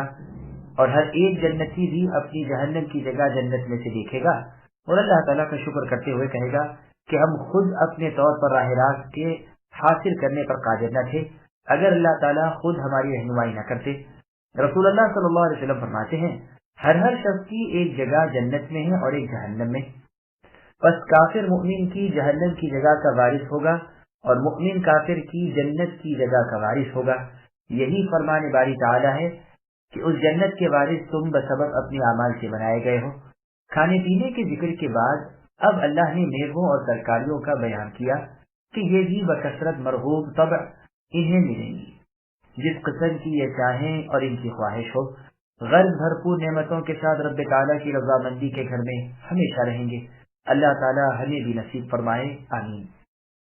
إن المجرمين في عذاب جهنم خالدون لا يفتر عنهم وهم فيه مبلسون وما ظلمناهم ولكن كانوا هم الظالمين ونادوا يا مالك ليقض علينا ربك قال إنكم ماكثون لقد جئناكم بالحق ولكن أكثركم للحق كارهون أم أبرموا أمرا فإنا مبرمون أم يحسبون أننا لا نسمع سرهم ونجواهم بلى ورسلنا لديهم يكتبون۔ بے شک گنہگار لوگ عذاب دوزخ میں ہمیشہ رہیں گے، یہ عذاب کبھی بھی ان سے ہلکا نہ کیا جائے گا اور وہ اسی میں مایوس پڑے رہیں گے۔ اور ہم نے ان پر ظلم نہیں کیا بلکہ یہ خود ہی ظالم تھے، اور پکار پکار کر کہیں گے کہ اے مالک داروغہ جہنم، آپ کے رب تعالی ہمارا کام ہی تمام کر دیں۔ مالک داروغہ جہنم کہیں گے کہ تمہیں تو ہمیشہ اسی میں رہنا ہے، ہم تو تمہارے پاس حق لے آئے لیکن تم میں سے اکثر لوگ حق سے نفرت رکھنے والے ہیں۔ کیا انہوں نے کسی کام کا پختہ ارادہ کر لیا ہے؟ تو یقین مانو کہ ہم ہی پختہ کام کرنے والے ہیں۔ کیا ان کا یہ خیال ہے کہ ہم ان کی پوشیدہ باتوں کو اور ان کے مشوروں کو نہیں سنتے؟ برابر سن رہے ہیں، بلکہ ہمارے بھیجے ہوئے فرشتے ان کے پاس ہی لکھ رہے ہیں۔ سامعین، اب ان آیتوں کی تفسیر سماعت کیجیے۔ جہنمی موت کی تمنا کریں گے۔ گزشتہ آیتوں میں چونکہ نیک لوگوں کا حال بیان ہوا تھا، اس لیے یہاں بدبختوں کا حال بیان ہو رہا ہے کہ یہ گنہگار جہنم کے عذابوں میں ہمیشہ رہیں گے۔ ایک گھڑی بھر بھی انہیں ان عذابوں میں تخفیف نہ ہوگی اور اس میں وہ نا امید محض ہو کر پڑے رہیں گے، ہر بھلائی سے وہ مایوس ہو جائیں گے۔ ہم ظلم کرنے والے نہیں بلکہ انہوں نے خود اپنی بدعمالیوں کی وجہ سے اپنی جان پر آپ ہی ظلم کیا۔ ہم نے رسول بھیجے، کتابیں نازل فرمائی، حجت قائم کر دی، لیکن یہ اپنی سرکشی سے، عصیان سے، طغیان سے باز نہ آئے، اس پر یہ بدلہ پایا۔ اس پر اللہ تعالیٰ کا کوئی ظلم نہیں اور نہ اللہ تعالیٰ اپنے بندوں پر ظلم کرتے ہیں۔ یہ جہنمی مالک یعنی داروغہ جہنم کو پکاریں گے۔ صحیح بخاری میں ہے کہ رسول اللہ صلی اللہ علیہ وسلم نے منبر پر اس آیت کی تلاوت کی اور فرمایا، یہ موت کی آرزو کریں گے تاکہ عذاب سے چھوٹ جائیں، لیکن اللہ تعالیٰ کا یہ فیصلہ ہو چکا ہے۔ سورہ فاطر آیت نمبر 36، لا يقضى عليهم فيموتوا ولا يخفف عنهم من عذابها۔ یعنی نہ تو انہیں موت آئے گی اور نہ عذاب کی تخفیف ہوگی۔ اور سورہ اعلیٰ کی آیت نمبر 11، 12 اور 13 میں فرمایا وَيَتَجَنَّبُهَا الْأَشْقَى الَّذِي يَصْلَى النَّارَ الْكُبْرَى ثُمَّ لَا يَمُوتُ فِيهَا وَلَا يَحْيَا، یعنی وہ بدبخت اس نصیحت سے علیحدہ ہو جائے گا جو بڑی سخت آگ میں پڑے گا، پھر وہاں نہ مرے گا اور نہ جیے گا۔ پر جب یہ داروغہ جہنم سے نہایت لجاجت سے کہیں گے کہ آپ ہماری موت کی دعا اللہ تعالیٰ سے کیجیے، تو وہ جواب دیں گے کہ تم اسی جہنم میں پڑے رہنے والے ہو، مرو گے نہیں۔ ابن عباس رضی اللہ عنہ فرماتے ہیں مکث 1000 سال ہے، یعنی نہ مرو گے، نہ چھٹکارا پاؤ گے، نہ بھاگ سکو گے۔ پھر کفار و مشرکین کی سیاہ کاری بیان ہو رہی ہے کہ جب ہم نے ان کے سامنے حق کو پیش کر دیا، واضح کر دیا، تو انہوں نے اسے ماننا تو ایک طرف اس سے نفرت کی، ان کی طبیعت ہی اس طرف مائل نہ ہوئی، حق اور حق والوں سے نفرت کرتے رہے، اس سے روکتے رہے، ہاں ناحق کی طرف مائل رہے، ناحق والوں سے ان کی خوب بنتی رہی۔ بس تم اپنے نفس کو ہی ملامت اور کوسو اور اپنے اوپر ہی افسوس کرو، لیکن آج کا افسوس بھی بے فائدہ ہے۔ پھر آگے اللہ تعالیٰ فرماتے ہیں کہ انہوں نے بدترین مکر اور زبردست داؤ کھیلنا چاہا، وَمَكَرُوا مَكْرًا وَمَكَرْنَا مَكْرًا وَهُمْ لَا يَشْعُرُونَ، یعنی انہوں نے مکر کیا اور ہم نے بھی اس طرح مکر کیا کہ انہیں پتہ بھی نہ چلا۔ مشرکین حق کو ٹالنے کے لیے طرح طرح کی ہیلا سازیاں کرتے رہتے تھے، اللہ تعالیٰ نے بھی انہیں دھوکے نہیں رکھا، اور اس کا وبال جب تک ان کے سروں پر نہ آ گیا ان کی آنکھ۔ اسی لیے اس کے بعد ہی اللہ نے فرمایا کہ کیا ان کافروں کا گمان ہے کہ ہم ان کی پوشیدہ باتیں اور خفیہ سرگوشیاں نہیں سن رہے؟ ان کا یہ گمان بالکل غلط ہے، ہم تو ان کے دلوں کے بھیدوں تک سے واقف ہیں۔ قل إن كان للرحمن ولد فأنا أول العابدين سبحان رب السماوات والأرض رب العرش عما يصفون فذرهم يخوضوا ويلعبوا حتى يلاقوا يومهم الذي يوعدون وهو الذي في السماء إله وفي الأرض إله وهو الحكيم العليم وتبارك الذي له ملك السماوات والأرض وما بينهما وعنده علم الساعة وإليه ترجعون ولا يملك الذين يدعون من دونه الشفاعة إلا من شهد للحق وهم يعلمون ولئن سألتهم من خلقهم ليقولن الله فأنى يؤفكون وقيله يا رب إن هؤلاء قوم لا يؤمنون فاصفح عنهم وقل سلام فسوف يعلمون۔ اے نبی کہہ دیجئے اگر بالفرض رحمان کی اولاد ہو تو میں سب سے پہلے عبادت گزار ہوتا۔ آسمان و زمین اور عرش کے رب اللہ تعالی جو کچھ یہ بیان کرتے ہیں اس سے بہت پاک ہیں۔ اب آپ انہیں اسی بحث و مباحثے اور کھیل کود میں چھوڑ دیجئے یہاں تک کہ انہیں اس دن سے سابقہ پڑ جائے جن کا یہ وعدہ دیے جاتے ہیں۔ وہی اللہ تو ہے کہ جو آسمانوں میں بھی معبود ہے اور زمین میں بھی، وہی قابل عبادت ہے اور وہ بڑی حکمت والے اور پورے علم والے ہیں، اور وہ بہت برکتوں والے ہیں جس کے پاس آسمان و زمین اور ان کے درمیان کی بادشاہت ہے۔ قیامت کا علم بھی اللہ ہی کے پاس ہے اور اللہ ہی کی جانب تم سب لوٹائے جاؤ گے۔ جنہیں یہ لوگ اللہ تعالیٰ کے سوا پکارتے ہیں وہ شفاعت کرنے کا اختیار نہیں رکھتے، ہاں مستحق شفاعت وہ ہے جو حق بات کا اقرار کریں اور انہیں علم بھی ہو۔ اگر اے نبی آپ ان سے دریافت کریں کہ انہیں کس نے پیدا کیا ہے تو یقیناً یہ جواب دیں گے کہ اللہ تعالیٰ نے، پھر یہ کہاں الٹے جاتے ہیں۔ اور پیغمبر کا اکثر یہ کہنا کہ اے میرے رب یقیناً یہ وہ لوگ ہیں جو ایمان نہیں لاتے، بس آپ اے نبی ان سے منہ پھیر لیجئے اور رخصتانہ سلام کہہ دیجئے، انہیں خود ہی معلوم ہو جائے گا۔ سامعین بلاتوں کی تفصیل سماعت کیجیے۔ اللہ تعالیٰ کے صفات کاملہ اور کفار کی حد گھڑی کا بیان۔ اے نبی صلی اللہ علیہ وسلم آپ اعلان کر دیجیے کہ اگر بالفرض اللہ تعالیٰ کی اولاد ہو تو مجھے سر جھکانے میں کیا تأمل ہے؟ نہ میں اللہ کے فرمان سے سرتابی کروں نہ اللہ کے کسی حکم کو ٹالوں۔ اگر ایسا ہوتا تو سب سے پہلے میں اسے مانتا اور اس کا اقرار کرتا، لیکن اللہ تعالیٰ کی ذات ایسی نہیں جس کا کوئی ہمسر اور جس کا کوئی کفو ہو، یعنی برابر کا۔ یاد رہے کہ بطور شرط کے جو کلام وارد کیا جائے اس کا وقوع ضروری نہیں بلکہ امکان بھی ضروری نہیں، جیسے اللہ تعالیٰ نے سورہ زمر کی آیت نمبر 4 میں فرمایا لو اراد اللہ ان يتخذ ولدا لاصطفى مما يخلق ما يشاء الآیہ، یعنی اگر اللہ تعالیٰ اولاد کی خواہش کرتے تو اپنی مخلوق میں سے جسے چاہتے چن لیتے، لیکن اللہ تعالیٰ تو اس سے بالکل پاک ہے۔ اللہ تعالیٰ کی شان وحدانیت یعنی اکیلے تنہا سچے معبود ہونا اور سب پر غالب ہونا اس بات کے بالکل خلاف اور منافی ہے۔ بعض مفسرین نے عابدین کے معنی انکاری کے بھی کیے ہیں، جیسے سفیان ثوری رحمہ اللہ۔ صحیح بخاری میں ہے کہ عابدین نون سے مراد یہاں اول الجاہدین ہے، یعنی اگر اللہ تعالیٰ کی اولاد ہو تو سب سے پہلا انکار کرنے والا نہیں ہوتا، اور یہ عابدہ یعبدو کے بعد سے ہے، اور جو عبادت کے معنی میں ہوتا ہے وہ عبدہ یعبدو سے ہوتا ہے۔ اسی کی شہادت یعنی گواہی میں یہ واقعہ بھی ہے کہ ایک عورت کے نکاح کے 6 ماہ بعد بچہ ہوا، عثمان رضی اللہ عنہ نے اسے رجم کرنے کا حکم دیا، یعنی سزا میں پتھر مار کر اس کو ختم کر دینے کا حکم دیا، لیکن علی رضی اللہ عنہ نے اس کی مخالفت کی اور فرمایا اللہ تعالیٰ کی کتاب میں ہے وَحَمْلُهُ وَفِصَالُهُ 30 شہرا، یعنی حمل کی اور دودھ چھٹائی کی مدت 2.5 سال کی ہے، اور جگہ اللہ عز و جل نے فرمایا وَفِصَالُهُ فِي عَامَيْنِ، 2 سال کے اندر دودھ چھڑانے کی مدت ہے۔ عثمان رضی اللہ عنہ ان کا انکار نہ کر سکے اور فوراً آدمی بھیجا کہ اس عورت کو واپس کرو۔